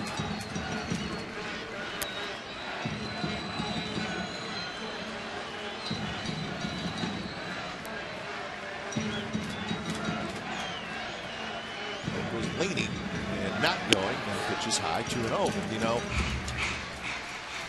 just disturbing the pitcher just enough. No, back-to-back slide steps by Duffy.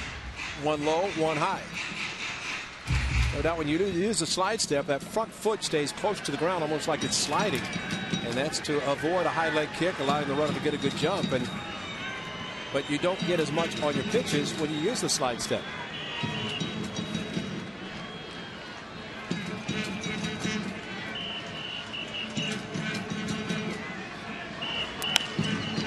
Pennington on 2-0.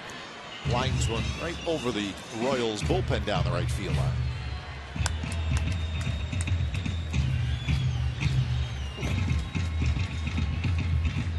So Coco Crisp with his 21st RBI of the year.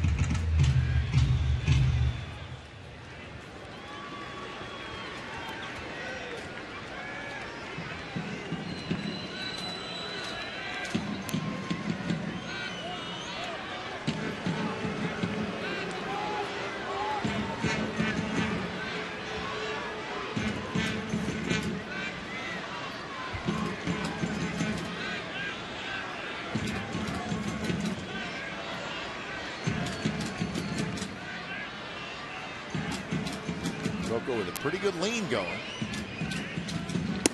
And now it's 3-1.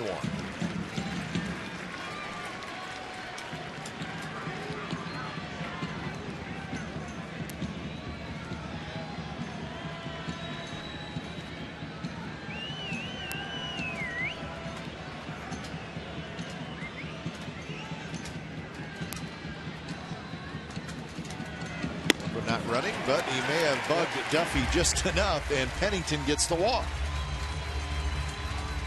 Well, Ray, you were talking about Paul Splittorff, and I remember him a little bit. He was good. Oh, he was outstanding. Very tall and great curveball, high leg kick. There it is, and good slider. Striking out Reggie Jackson. Just a very good pitcher. Frank White, his second baseman, taking the throw. Getting Reggie again. Of course, the Yankees and the Royals, and infamous Pine Tar incident. He was part of that team, and George Brennan. But we saw declining health a little bit last year or so, and sadly, he left us too quickly. So he will be remembered as, especially in Kansas City, where, you know, when you play for a team and you play for a team your entire career, as was the case prior to free agency, and that was the case of Splittorff and those great teams. In '85, the last World Championship,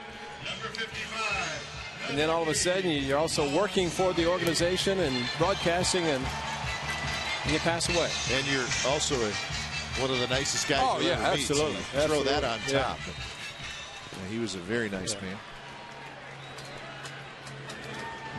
Here's Matsui with 2 on and 1 out. Scoring opportunity here for the Athletics.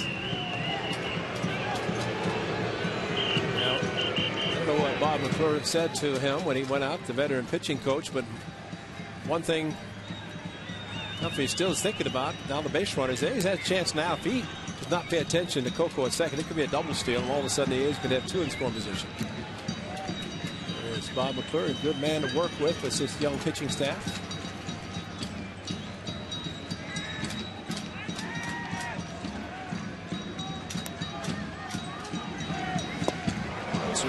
Way out in front, and he missed it. Matsui, a fastball from Duffy, getting the A's on the board with 5th home run by Matsui.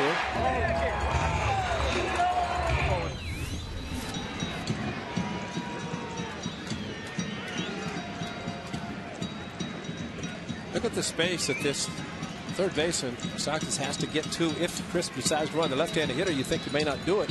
And with the power hitter of Matsui. But I think in this case, you're looking at Trainer, the catcher, having to throw to a moving target.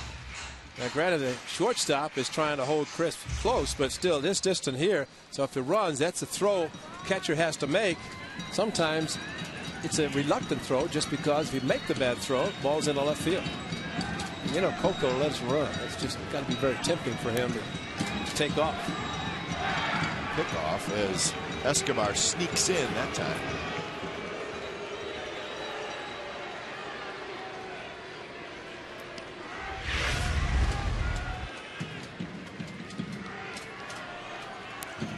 Escobar is playing so close, but sometimes a pitcher might fake, but many times they won't throw. Breaking ball, and Matsui swings and misses, so the count 1-2. Matsui hit a fastball for a home run. Not seeing a lot of good fastballs in this at bat. A couple of breaking pitches for strikes.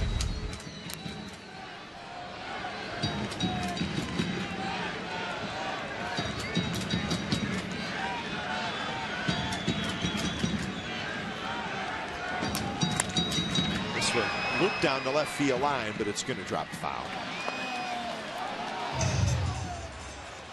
Angels still leading the Mariners 4-0. That game now in the bottom of the 7th. Jared Weaver is pitching another gem for the Angels. That's where these Royals just came from, was Anaheim, and they took 2 out of 3 from the Angels.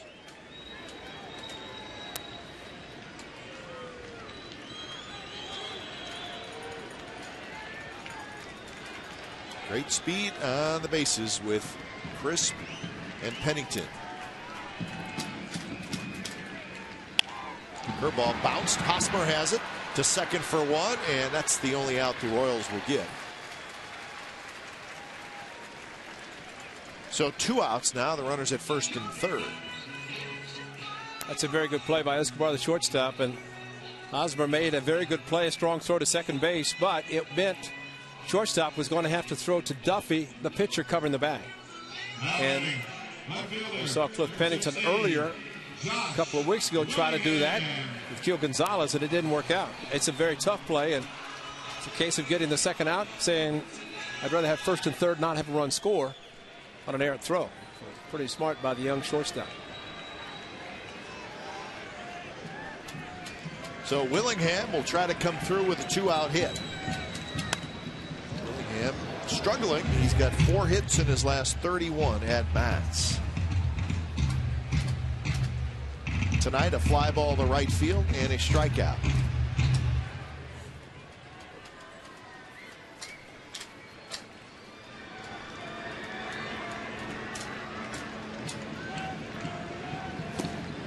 In the dirt.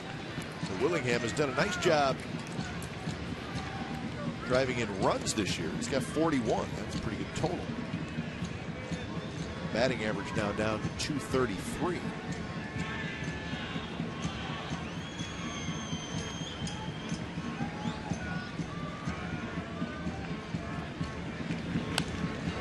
Yes, if it's your cleanup hitter, I'd rather have the high RBI total and the lower batting average than vice versa.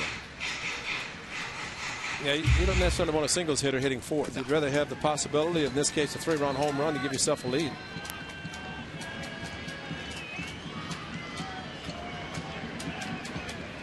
One and 2 to Willingham. He rolls that one to Stockus, who throws to second. Side retired, but the A's get a run, so we're headed to the 6th. It's the Royals 4 and the A's 2.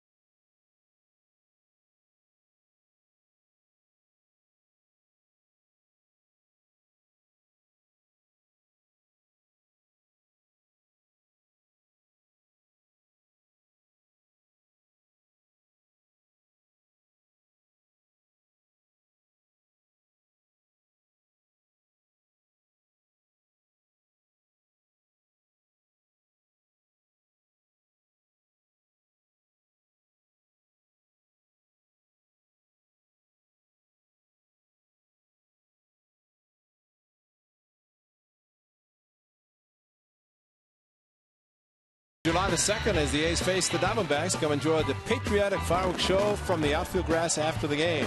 Show is presented by Paramount Pictures and Marvel Entertainment's Captain America in theaters July 22nd. For tickets, go to OaklandAthletics.com/tickets. See, I know where you're going to be July 22nd. Yep. You and Jack. If you get some of those Busy Bee Bakery cookies and goodies from Jack, I want to see him. I'm gonna eat them all. Hide them under my bed at home. Top of the order for the Royals here in the top of the 6th. Gordon, Cabrera, and Hosmer. You talked earlier about the importance of the A's bullpen, and how it could be a 5 to 6 inning game for the starter. How about a 4 1/3 innings for the starter and a strong bullpen to keep the club in the game? So far, that's what Fred Breslow is doing. Ideally, the A's would like to have the starter go 6 or 7 and then bring in the bullpen, mix and match to get a win.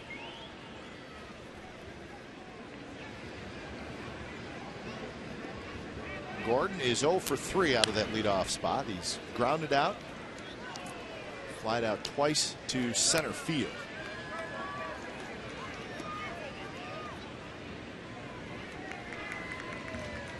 Royals put Gordon in that leadoff spot right around the middle of May, and he's done a very nice job there.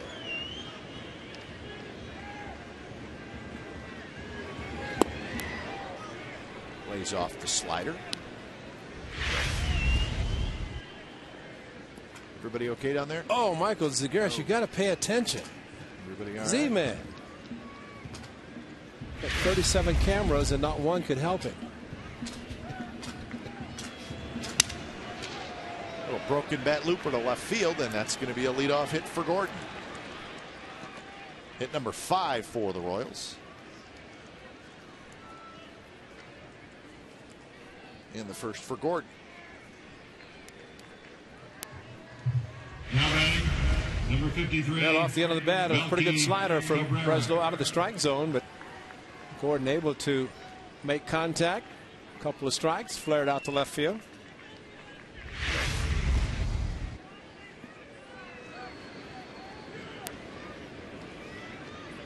So Cabrera, the switch hitter, will now hit from the right side.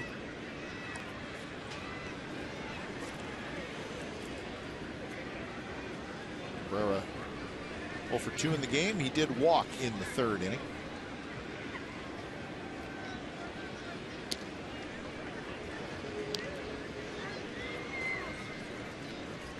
The Royals tonight have 3 steals. And they're not afraid to go at any time.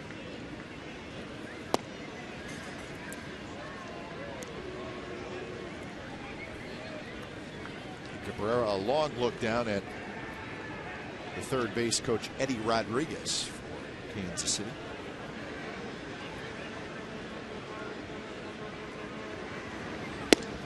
That's a strike. 1-1 count. Breslow has such a great delivery right over the top. You look at him as a hitter, he's very easy to hit, pick up the ball, but he's very smooth. Right there, looks the runner's back, and then right over the top paints the outside corner. So, perfect example of why you don't have to throw 100 miles an hour if you can hit the corner. And he is with that pitch right over the top, slight tailing action as a left-hander. He is not afraid to challenge people, even though his fastball is 90, 91, 92. Also does a good job, and to me, a left-hander can lift the front foot, look the runner back, and make a change if he sees the runner leaning or even taking off to second base. And that's on his own. Lefties have that option. Gordon thought about going, and Breslow threw over. So if nothing else, it might keep the runner a little bit closer to first base. Watch this straight up, and he saw him head a little bit towards second and decided to throw to first. Changeup that stays way outside. 2-1 the count. 5 for 8 for Gordon in steal attempts.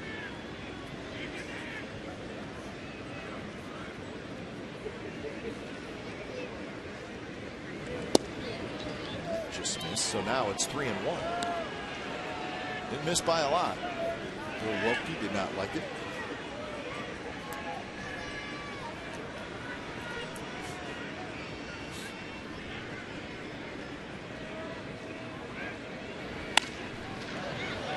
Got an umpire right below us, huh? Or a wannabe umpire.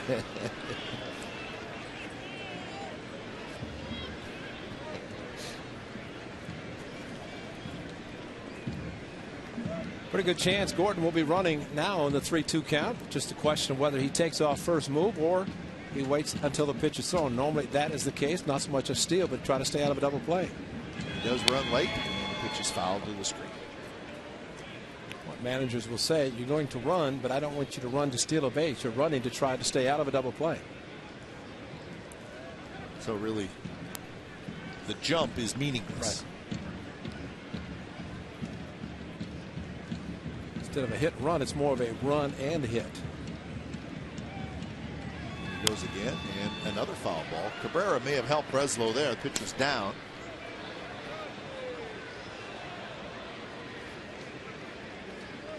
Hosmer is in the on-deck circle. He, of course, a left-handed hitter.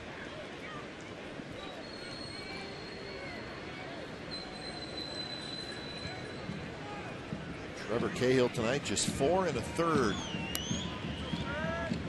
4 runs. Swing and a miss. Runner goes. Throw is dug out by Pennington, and he puts the tag on Gordon. Terrific play by the shortstop Pennington, and it's a strike him out, throw him out, double play. And Kurt Suzuki, see up the middle, nobody's there, and he threw, and Pennington taking the throw right in front of the bag. And that's an infielder becoming a very good infielder to scoop the ball and apply the tag using 2 hands. And second base umpire right there, the tag on the left knee. And again, there's the difference of a good left-handed pitcher holding the runner at first base, because Gordon did not get a particularly great jump and not really trying to steal. He was hoping for contact from Cabrera. That didn't happen. Pennington, good play. Nice double play.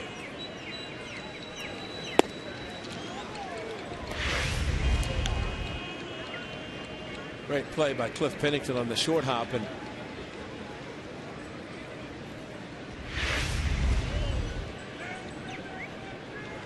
One and one to Hosmer.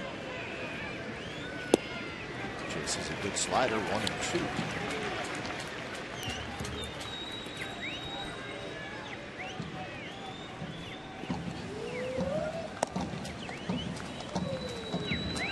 Bullpens start to get to work. Greg Holland.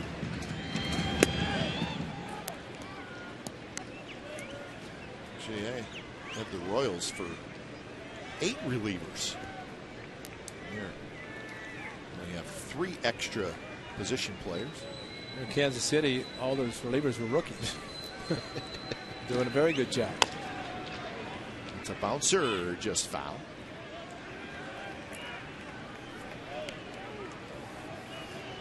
Trevor Cahill in 4 1/3 innings threw 96 pitches. A lot of first pitch strikes, but after the first pitch didn't do much. Cahill walked 7 and did not strike anybody out. 2-2 to Hosmer. It's a big chopper. That one's fouled.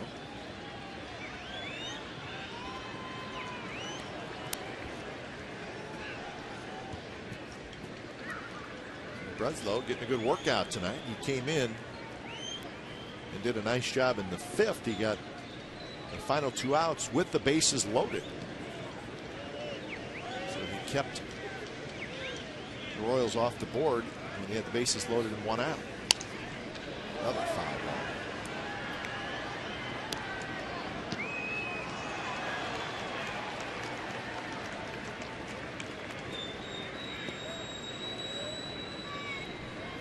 So a good battle here between Breslow and the rookie Eric Hosmer.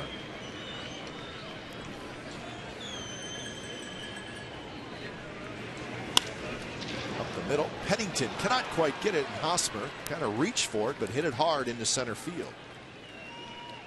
This boy is a very good player. He fouled off a lot of tough pitches, good breaking pitches from Breslow, and this went down low, and just that's the power that he generates. The ball almost kicked back to Cliff Pennington.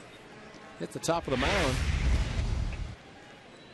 Hosmer was 0 for his last 16. You can believe that he gets the hit there.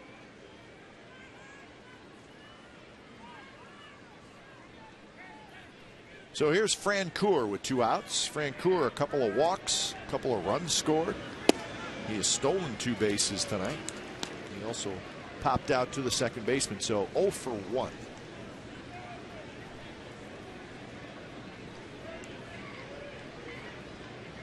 Nine home runs, 40 runs batted in for Francoeur.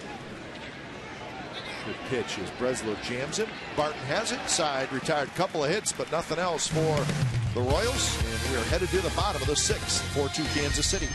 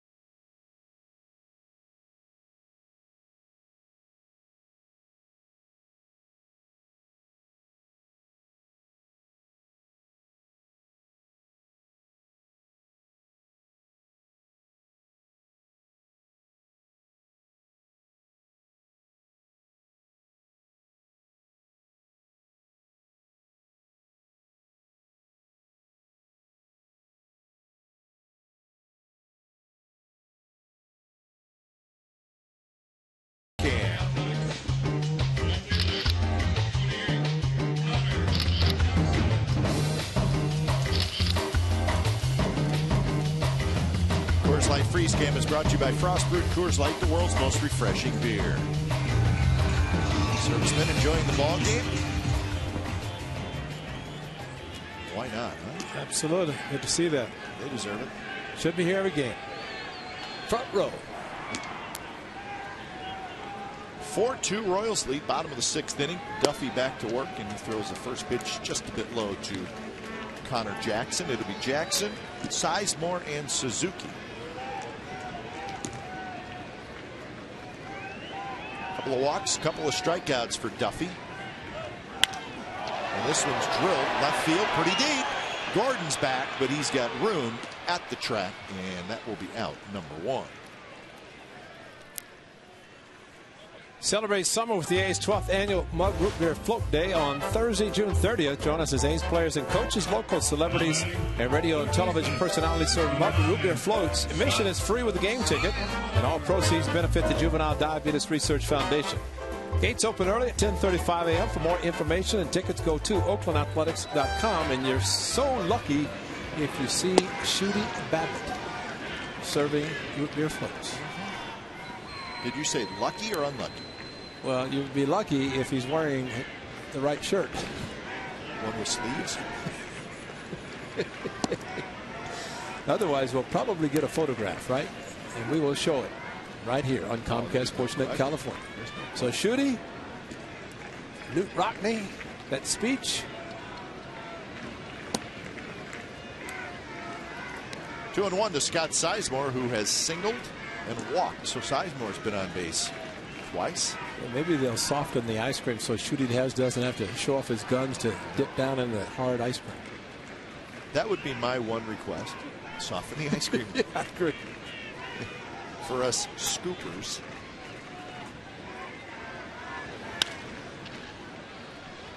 Right field. near the line, and it's going to drop foul. So Sizemore trying to shoot one down the right field line. So 2-2 the count. Sizemore 7 for 17 since coming over to the Athletics, and he's had some big hits. This is the 6th game that he has played with the A's. He's got 4 RBIs, including the big one, 3 on the double in Chicago.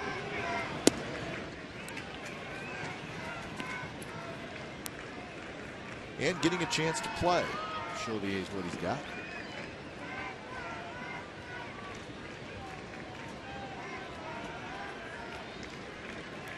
3-2 pitch, and he pops it up. Shallow right, and it's going to be playable for Fran Coor, and that's out number 2. So Duffy, after a long 5th inning, and you know what, a long 4th inning as well, as he's had runners on base, a lot going on. But so far, retired the first 2 here in the 6th.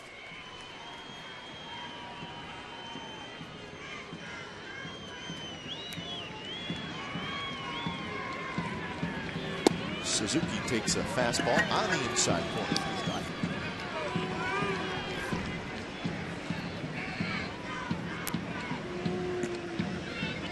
Kurt tonight is a fly ball to right and grounded out to third.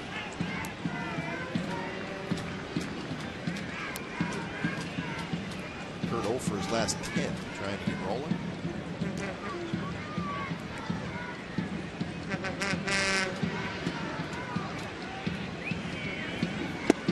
Curveball just missed. Ward starts to get loose. Pretty good chance he will pitch the 7th.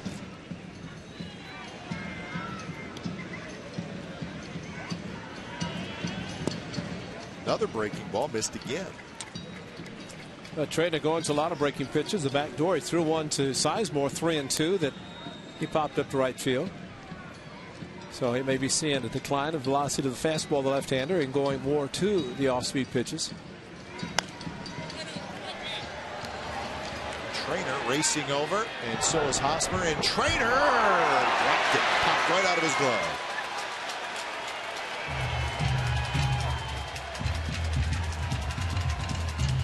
He had just enough room. Just enough, yeah, just enough room, but also probably more room than he thought. Did it properly, looked up, and popped straight out, and then could not recover quickly enough. Look at the teammates just watching the ball and telling him he had plenty of room. That one's grounded just foul. The 3-2 breaking ball. I think still one of the things that first and third basemen and catchers have to get accustomed to when they play at the Coliseum is a lot of foul territory. You just cannot give up, and a lot of times a foul ball, as the case of Suzuki, it starts, looks like it's going to be foul, and then just keeps coming right back into play. No play? Oh my goodness. And a walk. So the A's catch a break and they get a base runner. So that is the 4th walk. How could that not be a play? I'd have given him an error. I did. Ain't nothing against Mr. Trainer and all that and catchers, but come on, it's an out. Especially the ball's in the glove and pops out. Oof. So Derek Barton hits, Suzuki aboard. Barton pops it up. Hosmer coming down. Trainer's called off by Hosmer. He's got it. Side retired. So Duffy gets out of the inning, and we are headed to the 7th. 4-2 Kansas City.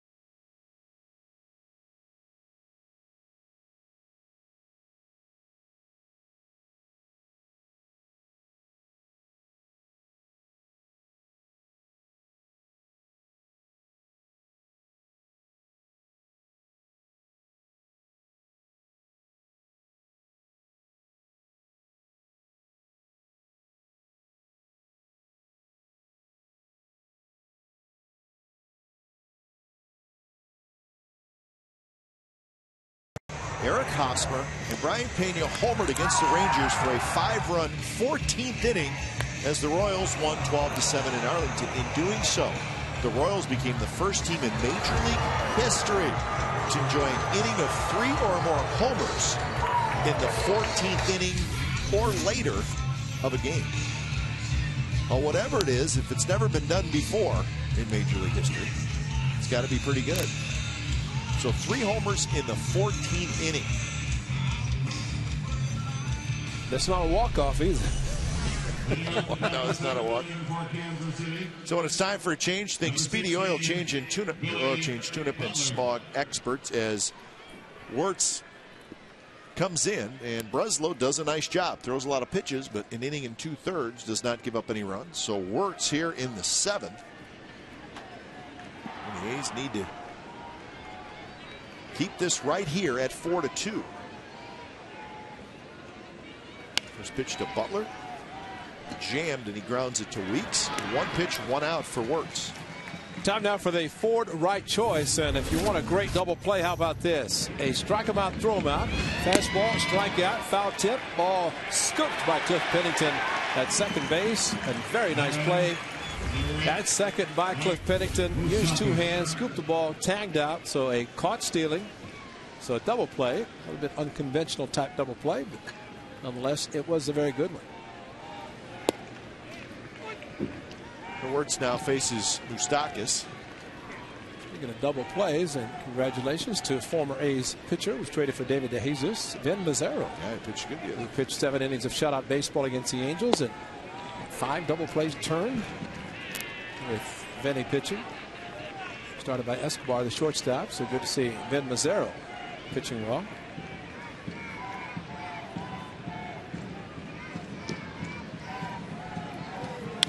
Moustakas shoots one foul. Count 0-2.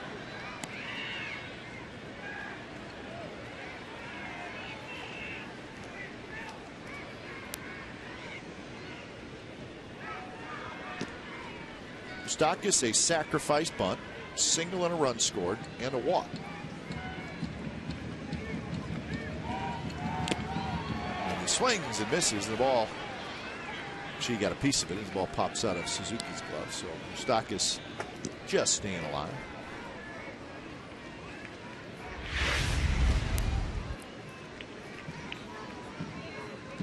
Oh, right in the catcher's mitt, popped out. And anytime there's a foul tip, well, plus off the body, Kurt Suzuki. See, that would have been no play because it was in his mitt, popped out. That would be no play. Tough play.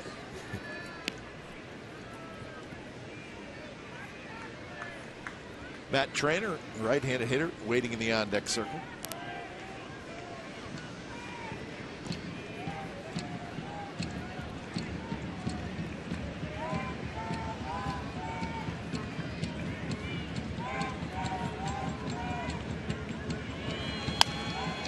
Grounded. Barton has it to Wirtz, and that is out. Number 2. Now, Kurt Suzuki immediately going to the mound, taking the throw. Actually, he wanted Sizemore to throw the ball, but Kurt Suzuki out to give his pitcher a breather. Seeing more and more of that from Kurt Suzuki and Michael Wirtz, and I think any pitcher very appreciative of catcher coming out to give him a little chance to catch his breath after sprinting over to first base. And this is beautiful weather. Just think about humid weather where it's really takes a toll. First pitch slider is outside to Matt Trainer, who's had a good night. RBI ground out in the 2nd, walked in the 4th, and singled in the 5th.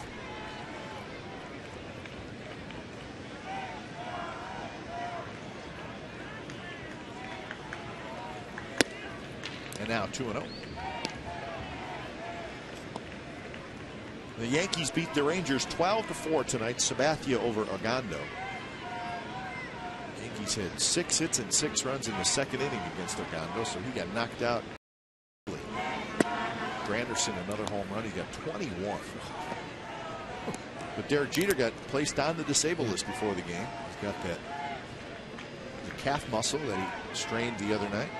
Smart move by the Yankees, because as much as Derek Jeter likes to play, probably be hard to keep him down. If you don't DL him, he'll find a way to try to get in the lineup. Calf injuries are hard to heal, and you can't heal them by playing. You have to just rest them. Pitch is high, so Trainer with the walk. Well, Jeter is on the disabled list for the first time since 2003. And remember, he's 6 hits away from 3,000, so he is eligible to come back on the 29th of June. So we'll see if he is ready at that time. Where would the Yankees be on the 29th of June?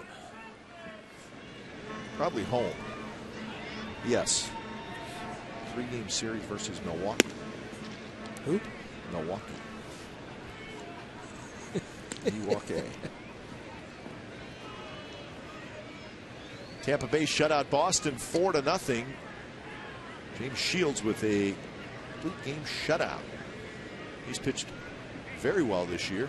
Shields, his 3rd shutout this year. He is now 6-4. The ERA at 2.60. Shut out the Red Sox. Don't care where it is. That's a pretty good job. So the Yankees pick up a game on the Red Sox in the AL East. They're now 1.5 back. The Rays 3.5 back. Coco Crisp trots in, and that will do it for the Royals. 7th inning stretch from the Coliseum. 4-2 Kansas City.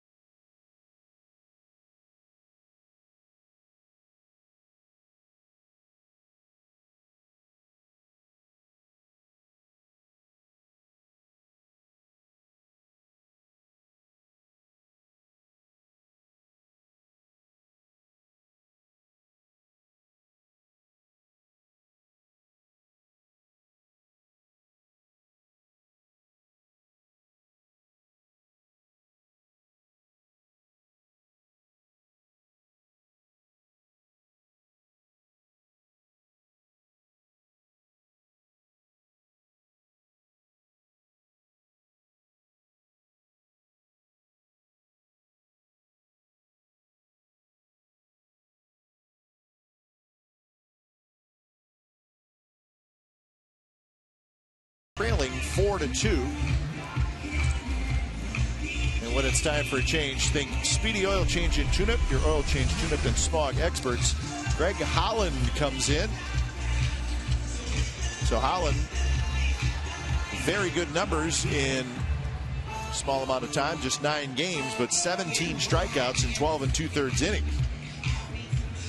So Holland, 5'10", 195 pounds, and just 25 years old. Pitched in 15 games last year for the Royals. 6 innings for the rookie Danny Duffy, 104 pitches. So that's our first look at Duffy, Ray, and for 22 years old, pretty polished. Yeah. Well, he mixed his pitches quite well, established the fastball early in the game, and a few change-ups, breaking pitches, and 6 solid innings. It's the 4 walks. So between Cahill and Duffy, 11 walks between the 2 starters tonight. Although for Duffy, not 1 walk scored, whereas Trevor Cahill's demise was basically 3 of his 7 scored. It's a difference in the game. Jamal Weeks leading it off. Weeks tripled and scored in the 5th. Second player in Oakland history with 3 triples in his first 7 games. Adam Pyatt did it.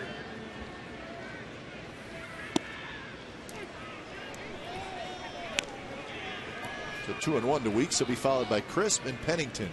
Well, Adam was more of a power hitter. Didn't have to try to run hard for triples. You know? Some great years in the minor leagues, did he not, Adam Pyatt? Did.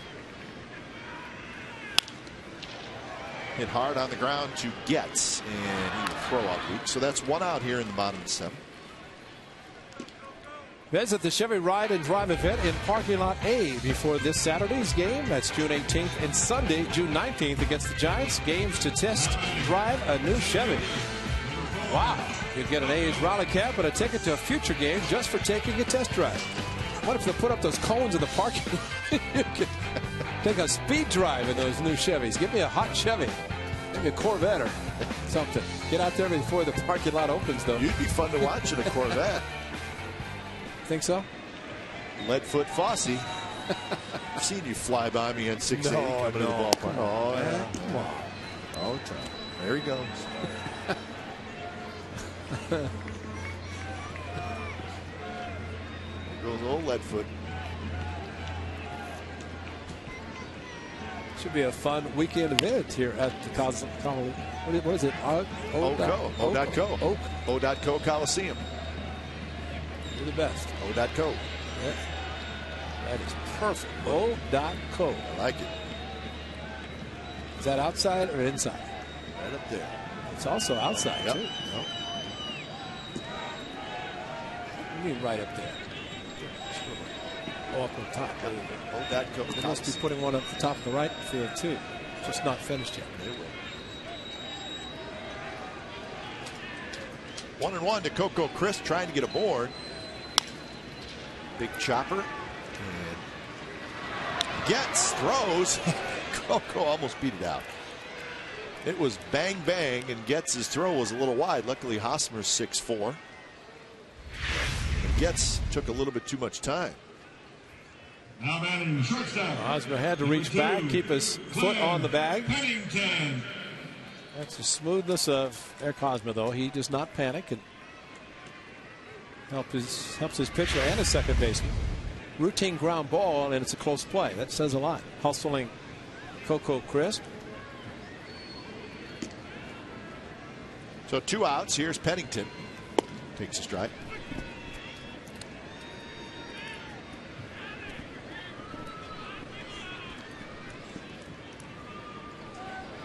Pennington is 0 for 2. He walked in the 5th. He's also struck out and grounded out.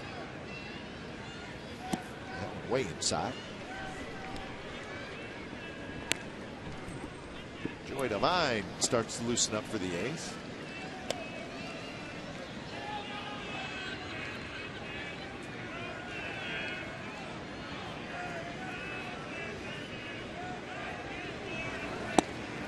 Check swing, and he went around, says Bill Wilkie. Jared Weaver, a complete game shutout tonight in Seattle. Angels 4, Mariners nothing. So that's the 8th win of the year for Weaver, and they scored. Angels scored all their runs in the first inning. So his ERA now 2.06. Jared Weaver having a very, very fine year.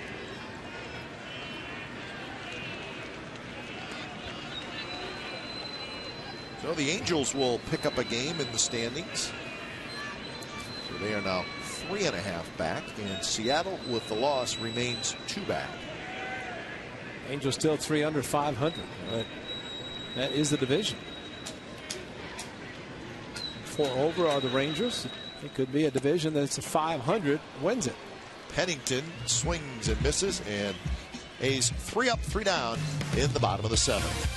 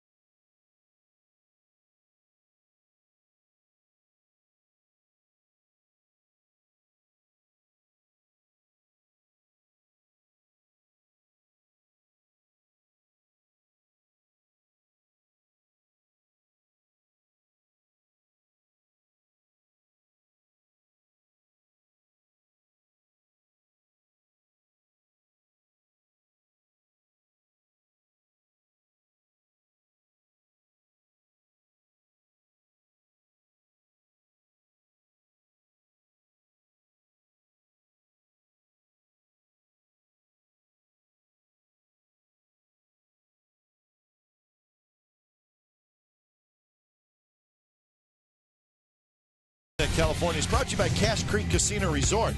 Cache Creek's giveaway and giveaway win cash prizes, match play, and more every day. Visit CacheCreek.com for details. Beautiful look, Jack London Square. Just a little north of the Coliseum. When it's time for a change, think Speedy Oil Change and Tune-Up. Your oil change, tune-up, and smog experts. Joey Devine comes in for his 13th appearance.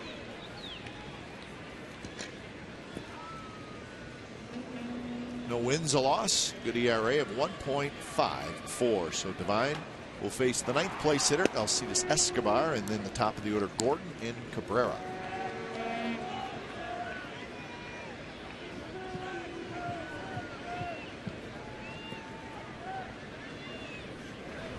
Escobar, big swing, fouls it back. He's got an RBI tonight on a ground out. He also has a single and a stolen base. 1 for 3. The Royals have 6 hits. They've received 8 walks.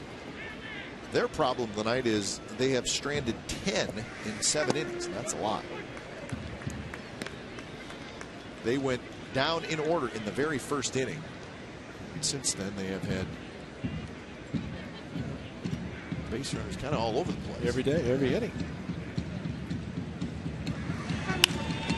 That one off Devine, and it's going to be a hit for Escobar. Let's hope Joey Devine is okay.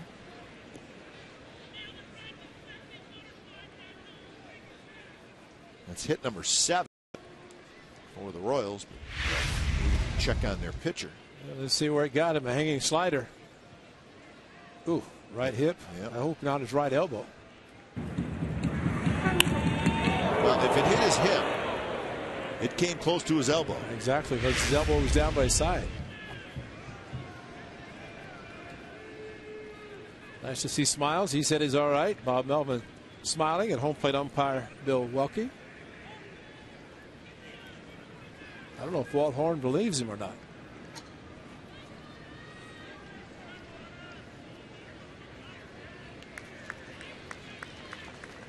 But Devine looks to be okay. He's going to stay in the game. Now batting, number 4, Alex Gordon.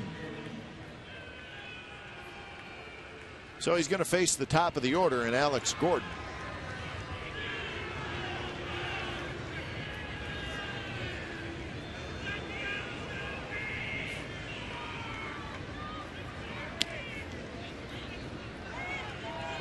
Had another shutout tonight in the American League.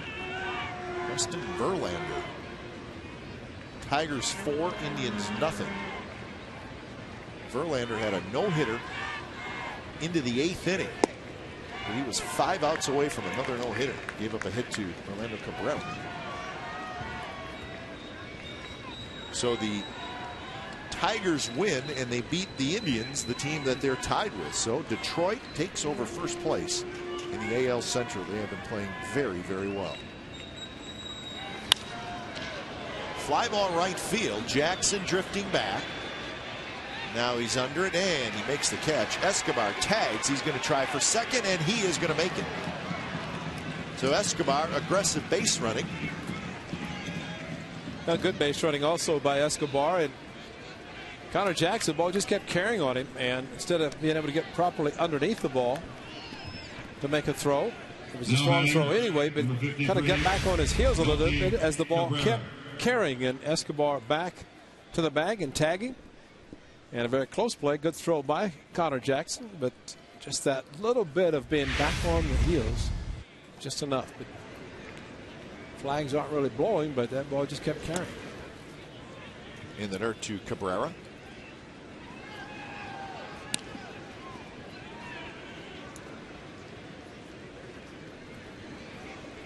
The Twins and the White Sox were rained out tonight in Minnesota.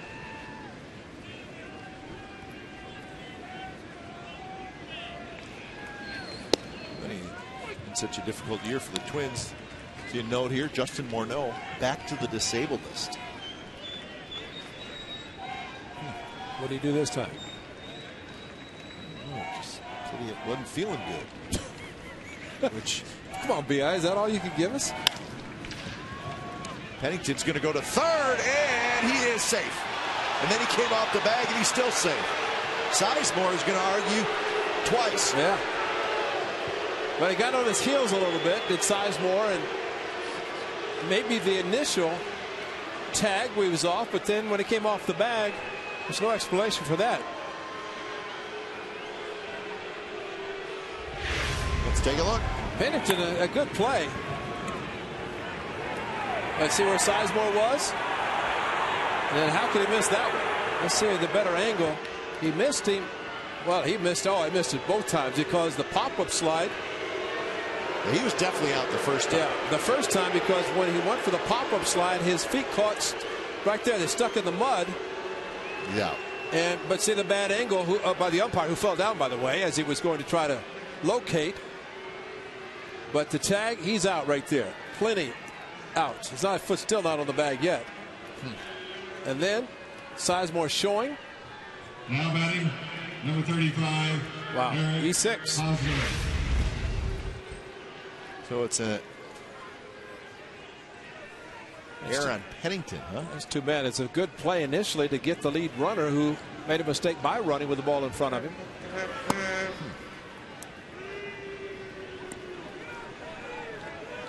Fielder's choice E6 and Mike Estabrook. Yeah, I agree. That shouldn't be an error. Yeah. So it's just the fielder's choice. And the problem is it should have been runner at first, 2 outs. Instead, it's first and third, 1 out. That's a huge difference. I mean, but you know, when an umpire slips, why is it always the benefit of the doubt to the runner? Just because he's out of position, because he fell down. And Hosmer, a line drive, and that's going to get down for a hit. 1 run scores. Cabrera to third, and it's 5-2. So the missed call hurts the A's. So Estabrook missed it. And Hosmer, that sinker down and away, and he raked it into right center. 21, Jeff Francoeur.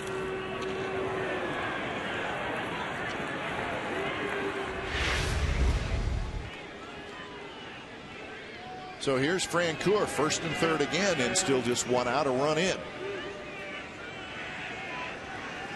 And Francoeur lines one to center, and this is going to get another run home. Cabrera tags up. He will trot home.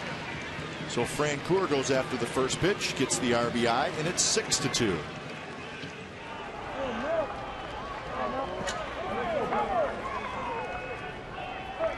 So Francoeur gets his 41st RBI. Number 16, Billy Butler.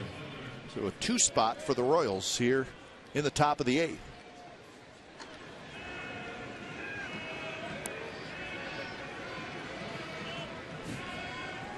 So Butler will hit. Butler has a big hit in this game, a 2-run double in the 5th.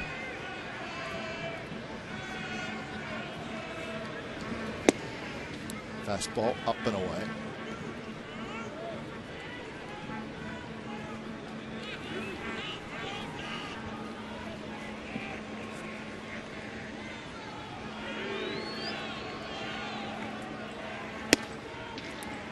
Butler now with 31 RBIs on the year.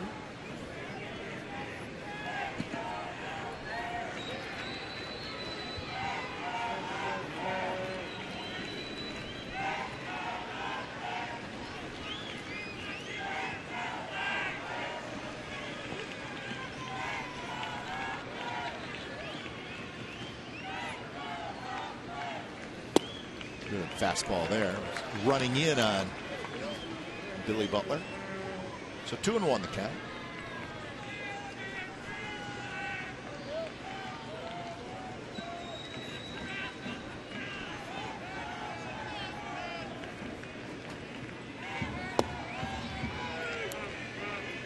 So 3-1.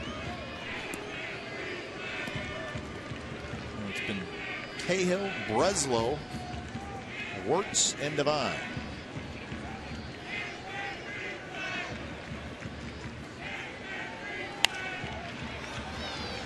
Barton near the seats, and he reaches out, and he did not catch it. It fell right into that first row. Derek Barton knows the foul territory at the Coliseum. He put his head down and sprinted all the way near the dugout, knowing that he had to run hard, fast to get there, and then reached in and quite got close enough as the players in the chairs got in his way. Sizemore has it, flips across. Side retired, but a couple of important runs for the Royals. We head to the bottom of the 8th, 6-2, Kansas City.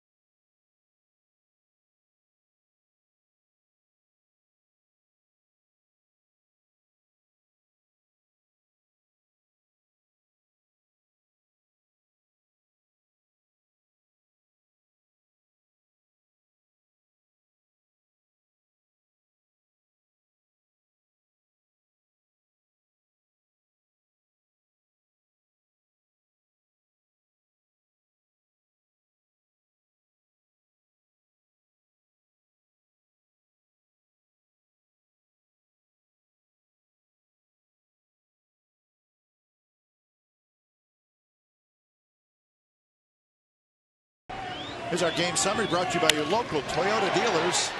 It was 2-0 Kansas City, but Hideki Matsui with his 5th home run of the year made it a 2-1 game. Billy Butler with a big 2-run double in the 5th to give Kansas City a 4-1 lead. Hayes would get a run back in the bottom of the 5th. Weeks with a triple, and then Coco Crisp would drive him in. Soft single to right field, and that made it 4-2. But a couple of big runs for the Kansas City Royals in the top of the 8th. They added 2 more. So as we get underway here in the bottom of the 8th, there's your line score: 6-8-1 for the Royals, 2-4-1 for the Athletics. So again, work to do for the A's. They trail by 4 as it's Matsui, Willingham, and Jackson. Greg Holland pitched a 3-up, 3-down 7th inning, so Ned Yost try to get 2 innings out of Holland.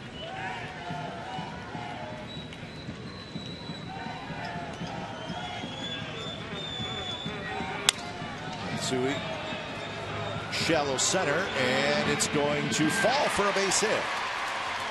See that coming with the center fielder Cabrera breaking back. Teammate of Hideki Matsui in New York knows the power of Godzilla. Broke back on the ball. Once that happened, there's no chance to recover quickly enough. Ball off the end of the bat. So a couple of hits from Matsui. To the center fielder, and the chance was Escobar going out. He almost made a very good catch.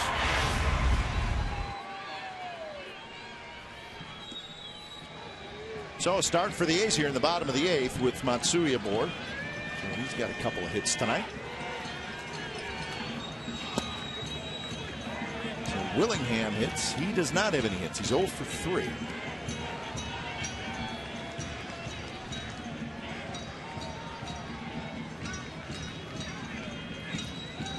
So the hit by Matsui, the 5th hit for the Athletics.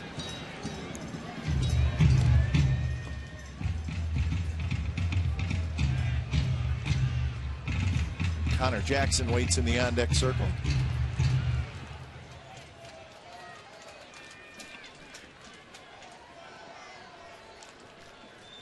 There's a ball loose out in left field. Brad Ziegler is warming up.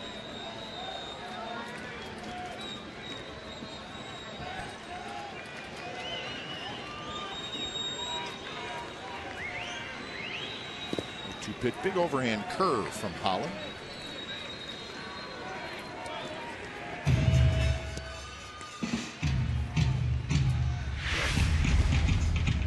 Trainer blocking a curveball, and pretty good technique. Very good technique, as a matter of fact.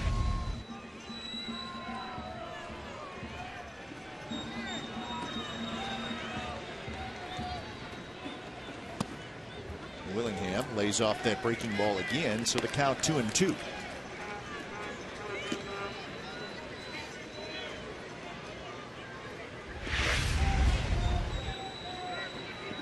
Gosh, he's so strong. You throw him an off-speed pitch, he can start, but very muscular to the point that he can start his swing and hold up.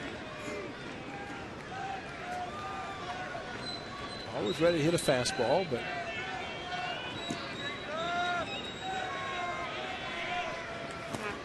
lays off again. It's like Santos.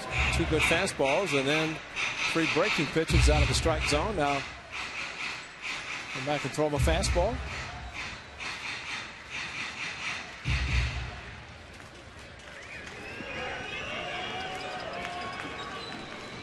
.30 pitches for Holland out of the bullpen.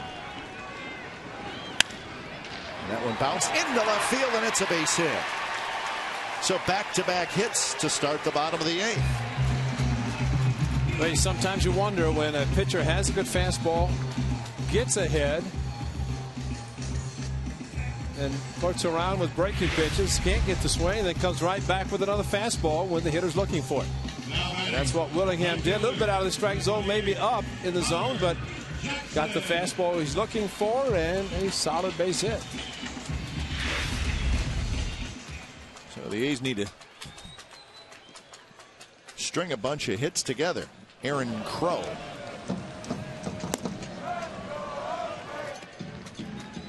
Another young right-hander in that Royals bullpen. Fastball is inside.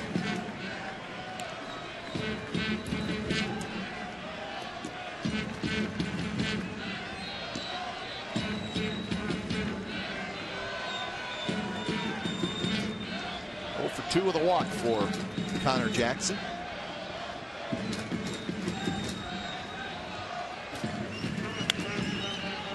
It's a fastball and fouls it back.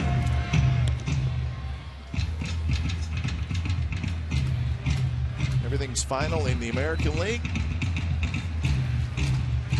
Dodgers and the Reds are still playing that game in the 9th inning.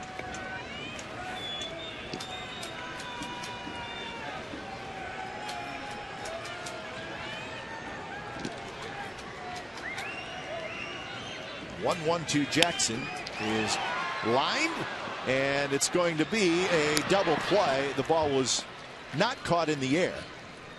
As you see the second base umpire Jeff Nelson immediately waving it off, which means it hit the ground, but it ends up being a double play either way.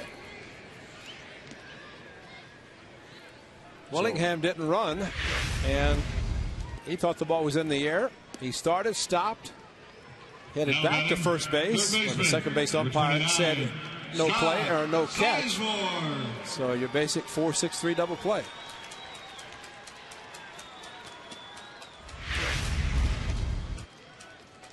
I guess all you can ask there is what the umpire did. Call it right away. I mean, and he did. So 2 outs.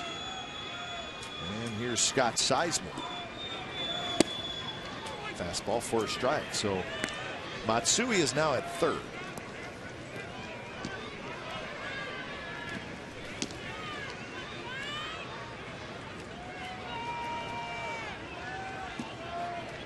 Sizemore hit a walk and a fly ball to right field.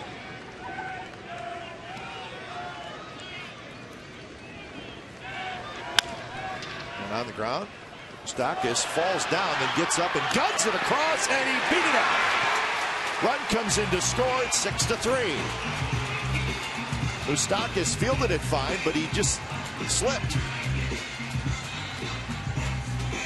And then Yost wants the reliever to hurry in the bullpen. Taylor May, I mean, basically just a ground ball. Up. And then hurried his throw. Good hustle by Sizemore and just barely beat the throw. Ty Waller helping a little bit. So they're going to give Sizemore a single. So he gets a base hit and an RBI.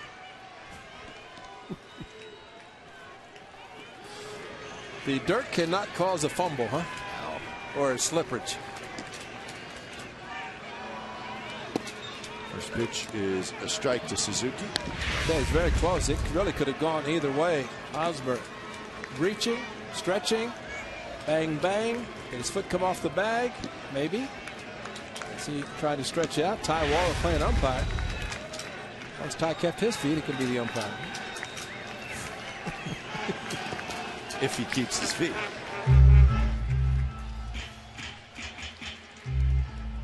Suzuki is 0 for 2 with a walk.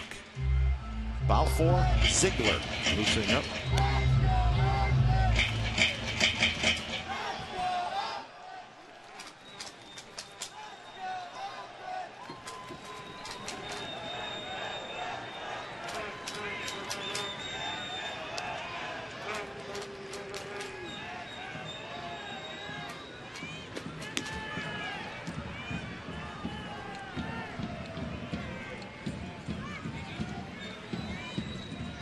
Another ball loose out in left field.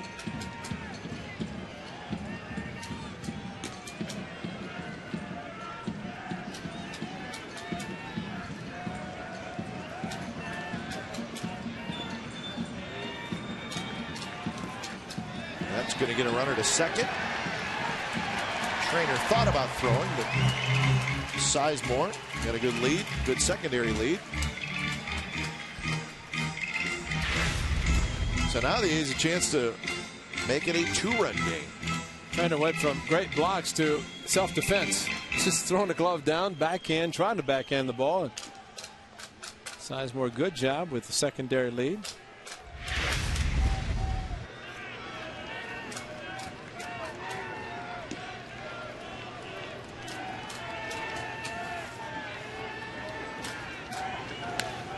Swing by Kurt, fouled it straight back to even the count at 2-2.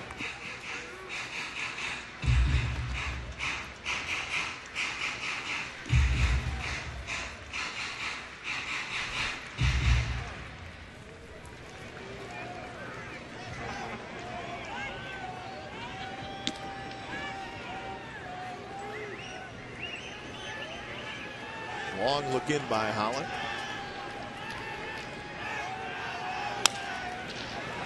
Escobar ranging to his left, and he throws it to dirt. Ball bounces away, and the A's are going to get another run. 6-4.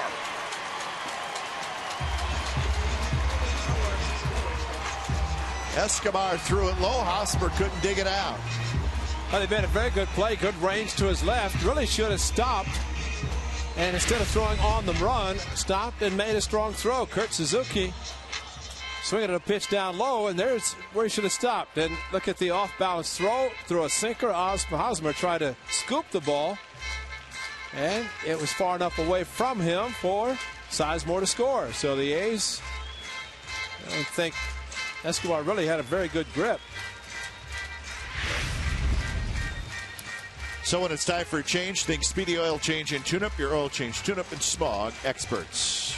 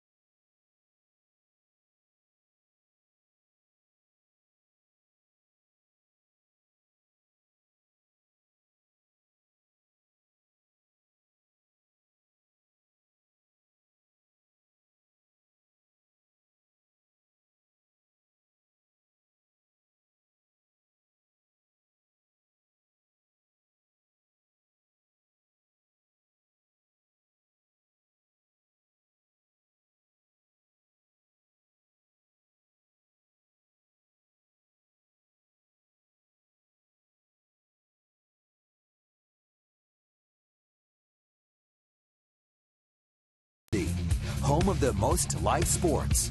And by Chevrolet. Go to ChevyBaseball.com to support youth baseball and help make a moment kids will never forget. 6-4. Bottom of the 8th inning. The A's have scored twice, thanks to some help from very poor defense by the Royals. So now, hard-throwing right-hander Aaron Crow comes in. Another rookie out of this Royals bullpen. Crow facing Barton. Suzuki's at second base.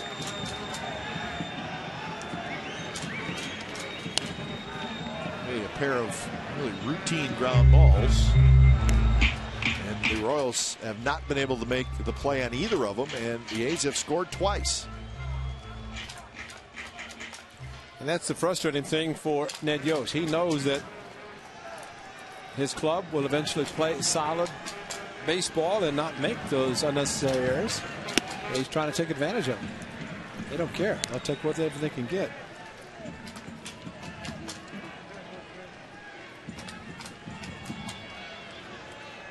Derek Barton is 0 for 3 in the game.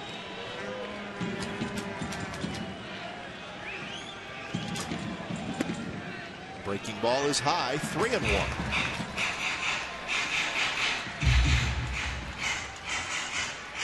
Jamile Weeks will be next, if Barton can get aboard.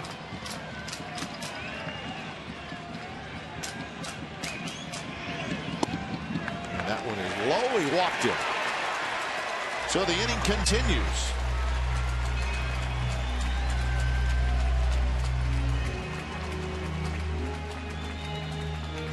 And now the A's have the tying runs on base. Now batting, second baseman, number 19, Kyle Weeks.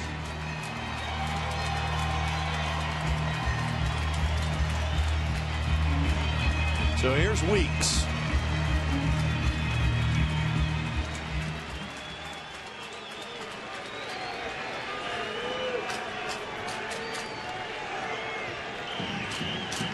First pitch to Weeks is low.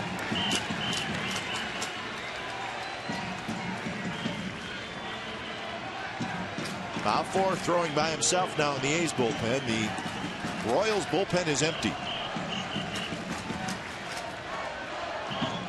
Weeks is 1 for 3 with a triple. And it's a fly ball right field, playable for Francoeur.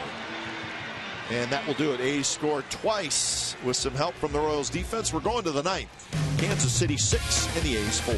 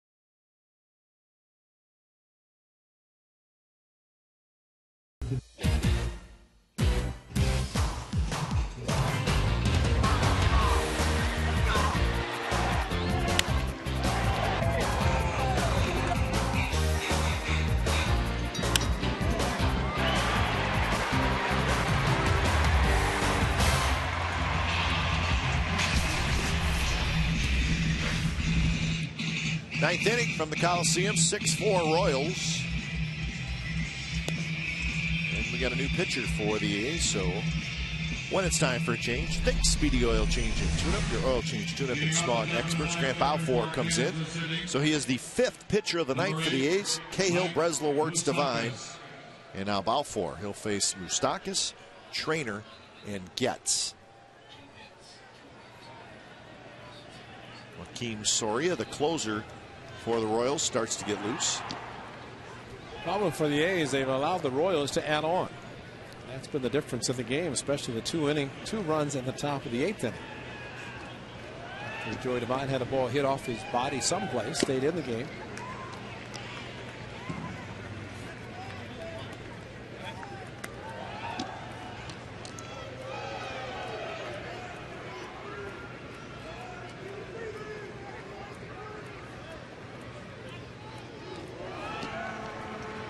Hit, a walk, a sacrifice for Moustakas tonight.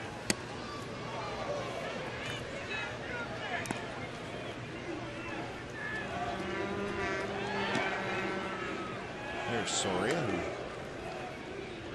lost his job for a little while. Now he's got it back. So the A's will have to come back in the bottom of the 9th. You just have to hold it right now for just the 2 runs to try to make up. After the first inning, Boys have left at least 1 on every. Whole bunch of 1s and 2 3s. Just off the plate, 2-2. A's will have the top of their order. Crisp, Pennington, and Matsui due up in the bottom of the 9th.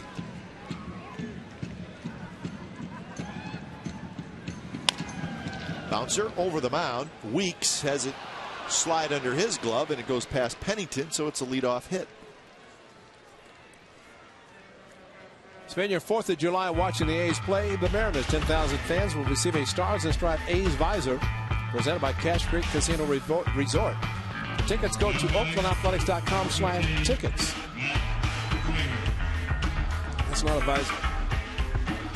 I've never seen that big old yellow hat turned upside down. She's got a little visor on, though. Yeah. She's fun around. That's not a visor there. That's. She's got the rally visor.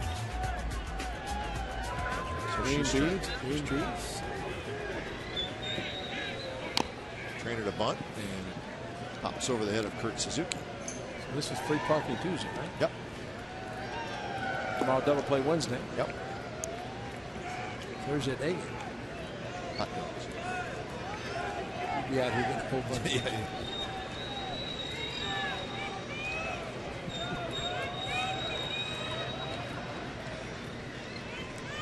If Trainer to bunt again, and he does to Barton, who picks it up. Get the out at first base, so another sacrifice for the Royals tonight. See, I got him for 3 sacrifice bunts tonight and a sacrifice fly. That would be number 17, a little bit of small ball, maybe. No, and I've got 3 stolen bases, and 2 of those 3 have scored. Yep. Francoeur stole 2. After walking twice, he scored both times. Escobar with a steal. He didn't, but definitely some little ball. Definitely not a lot of hits as far as the hits that you would think the Royals might be getting, but big ones, especially Butler to drive home 2 with a double. After a couple of walks, Trevor Cahill. Those came around to score.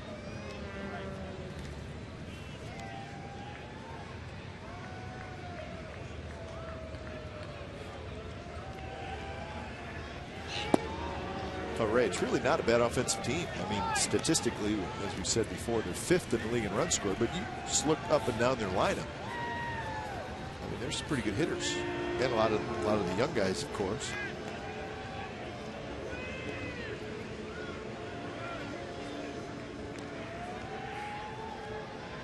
One and 1 to Chris Getz. Way high.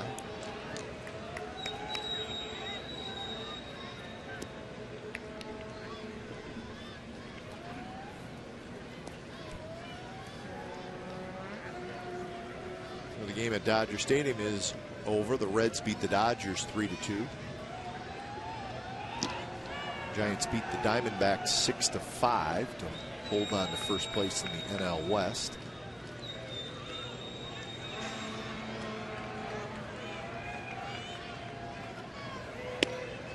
Outside, 3-1.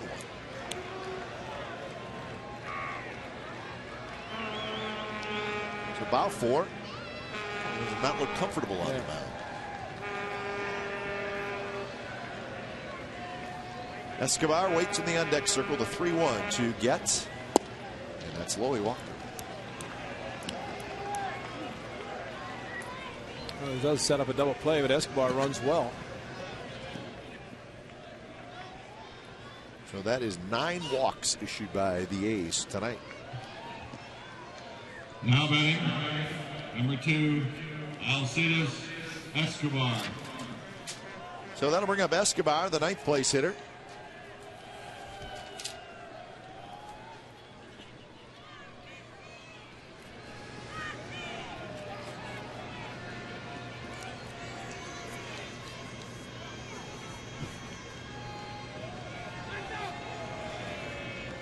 Escobar steps out.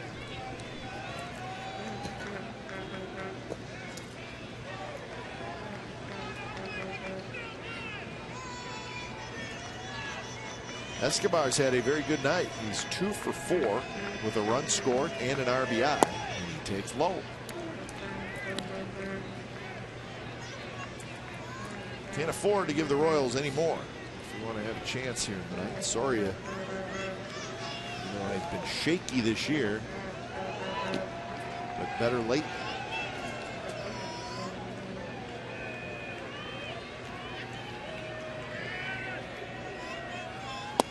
Low again, 2-0.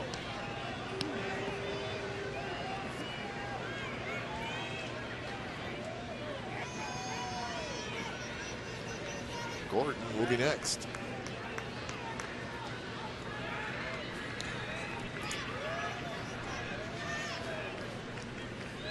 Our same buddy that started out early. He's getting stronger as the game goes on. Just sticking around. That's good.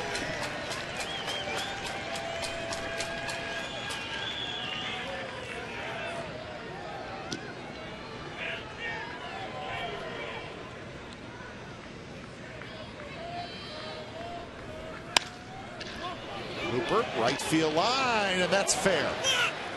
And that's going to bring home 1, and it's going to be an RBI double for Escobar. 7-4, Royals lead. He dropped it right down the right field line. So Escobar, 3 hits and a couple of RBIs. And he got the count in his favor. He got a fastball after Grant Balfour had fallen behind 2-1 and just served it out to right field as he did in his first at bat. Singled off Joey Devine, but this ball just placed perfectly in right field. And Getz runs well, but held up at third base.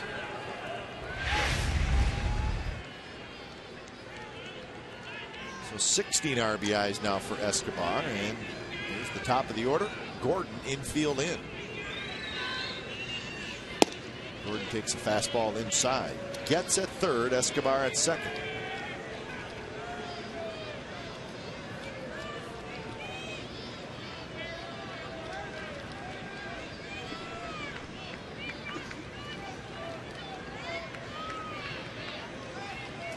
Suzuki's made more trips to talk to his pitchers tonight I think he has in the first 60 games. That's not a good sign. No. He's trying to, as pitching coach or manager, only 1 trip to the mound per inning without having to take out the pitcher. But Suzuki doing his job, trying to get his pitchers to pitch and throw quality strikes. Gordon may have broke his bat, and he did. Brett's got him on right up. It's just right on top. Why does he run so fast? I don't know. Somebody instructed him, I think. Cliffy and Maddie. They told them to run. Do as I say, not as I do. You got the best on Nada. All he has to do is just instruct. Cliffy and Maddie. Gordon is after that high fastball, fouls it back. So 1-2. Balfour pitch for a strikeout on Gordon. Cabrera is in the on deck circle. Cabrera, the switch hitter.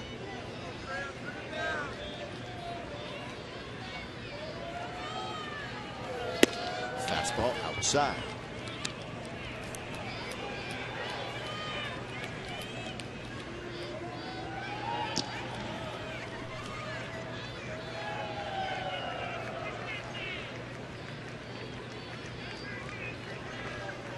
Gordon has worked the count back to 2-2. He's 1 for 5 in this game, and Suzuki and Balfour are going to meet again.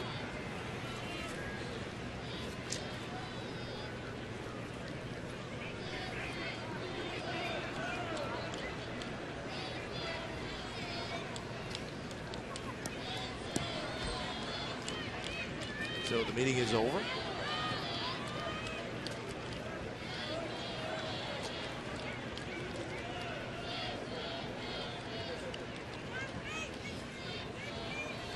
Gordon's only hit tonight was a single in the 6th inning.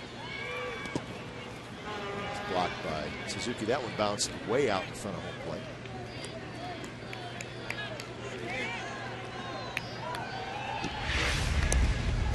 A quick pitch on a curveball, and it did bounce out in front. Sometimes those are the easiest ones as long as they don't hit the plate. Kurt has had plenty of practice recently.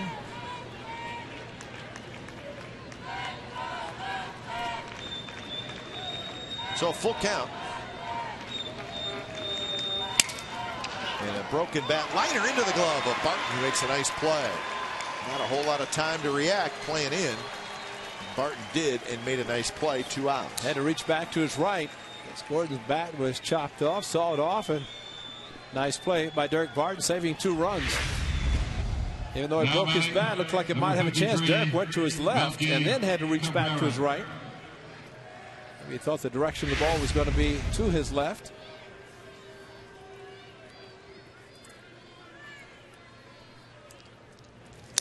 So here's Cabrera.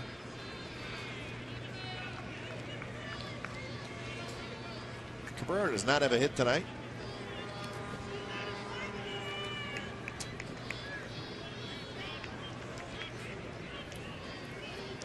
He has reached base a couple times and scored a run. Still hitless. Breaking ball outside. Unless the A's come back in the bottom of the 9th inning, Danny Duffy will have his first major league win, and it will be against the A's. So the media guide will show that unless the A's can come back. We were trying to avoid that. It would be helpful for the A's offense if Grant Balfour can get out of this inning and leave the 2 runners in scoring position.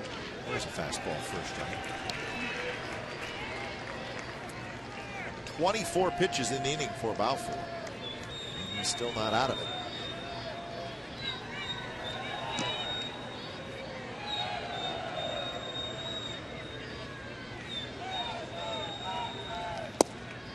Low, 2-1. Hosmer would be next. There are 2 outs here in the top of the 9th inning. Soria, he's been standing out on the mound, the Royals bullpen for a while now. So he's clearly ready to go.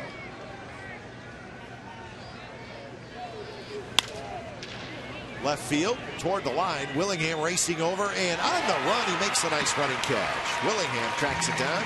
A run for the Royals, so we go to the bottom of the 9th. The Royals 7 and the A's 4.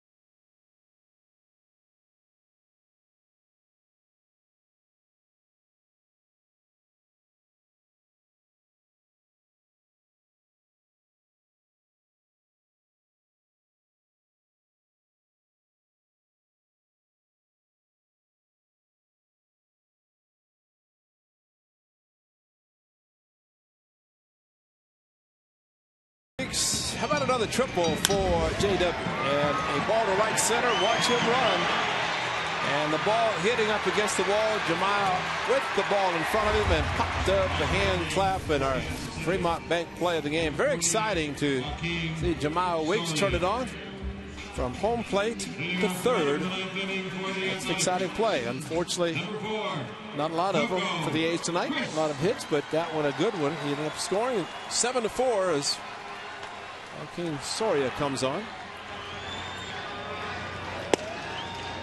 Soria's first pitch to Coco Crisp is a strike. So when it's time for a change, think Speedy Oil Change and Tune-Up. Your oil change, tune-up, and small expert. So Soria comes in. And he jumps ahead of Coco Crisp 0-2.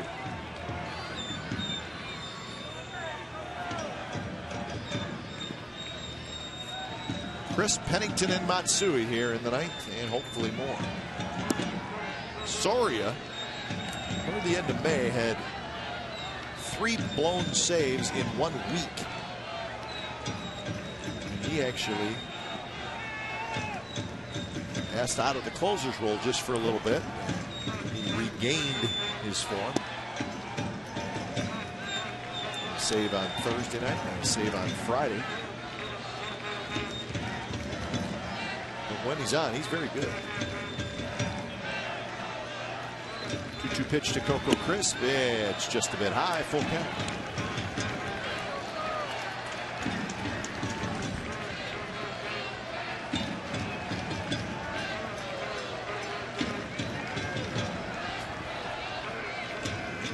Coco is 1 for 4. RBI hit in the 5th.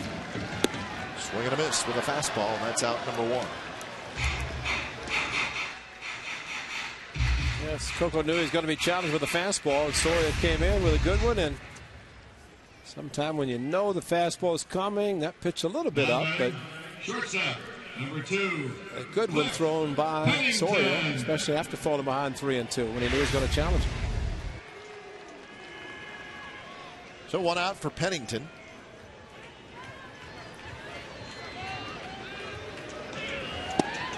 Right there at the knees. So it's been Duffy, Holland, Crow, and now Soria.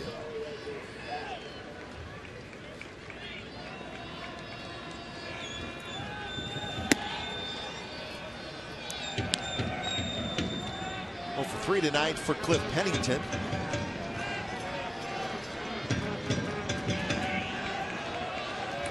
Lots of walks in this game.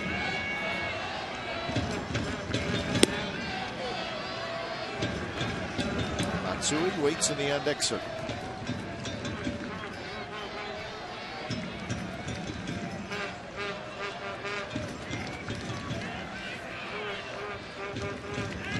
The A's need to bunch some hits together here in the bottom of the ninth. Pennington lays off 3-1.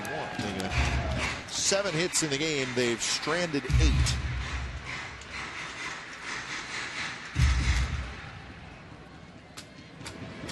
Really got a couple of gift runs in the 8th inning when the Royals defense booted a couple ground balls. 3-1 pitch at the knees. It's a full count.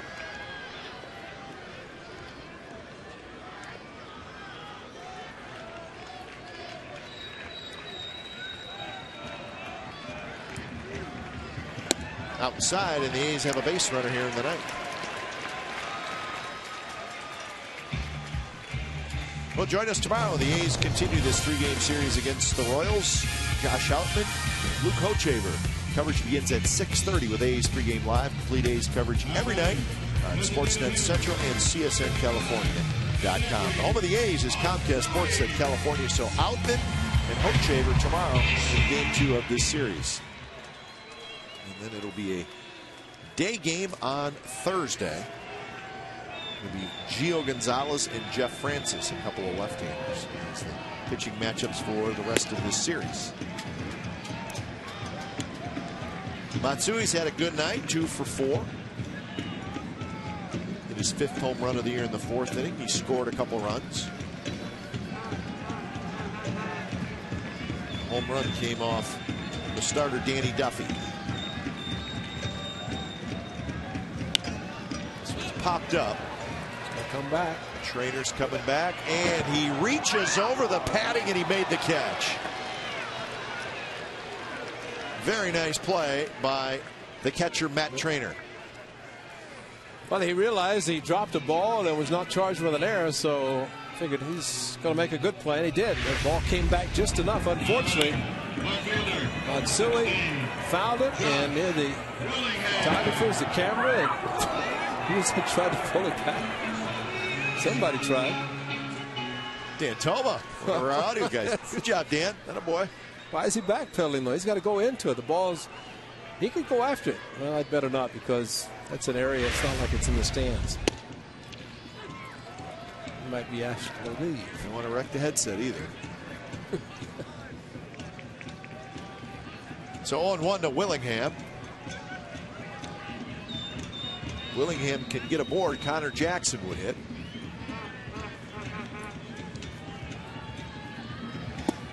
Fastball just a bit inside. Willingham had a base hit in the 8th inning. He's 1 for 4. The warm weather starting the game. Well, was carrying well at the beginning of the game, but not so much now. Fastball, swing and a miss by Willingham. So 1-2.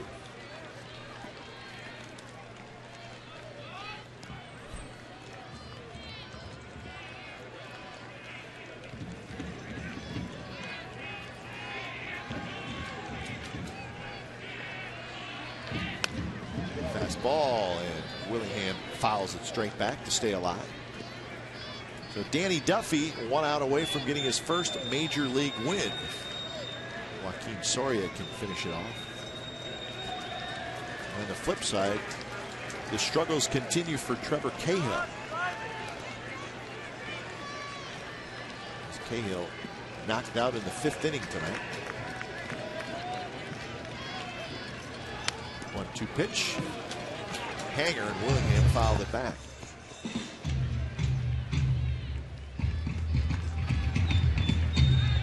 That was a pitch to hit right there. Hanging curveball. Yeah.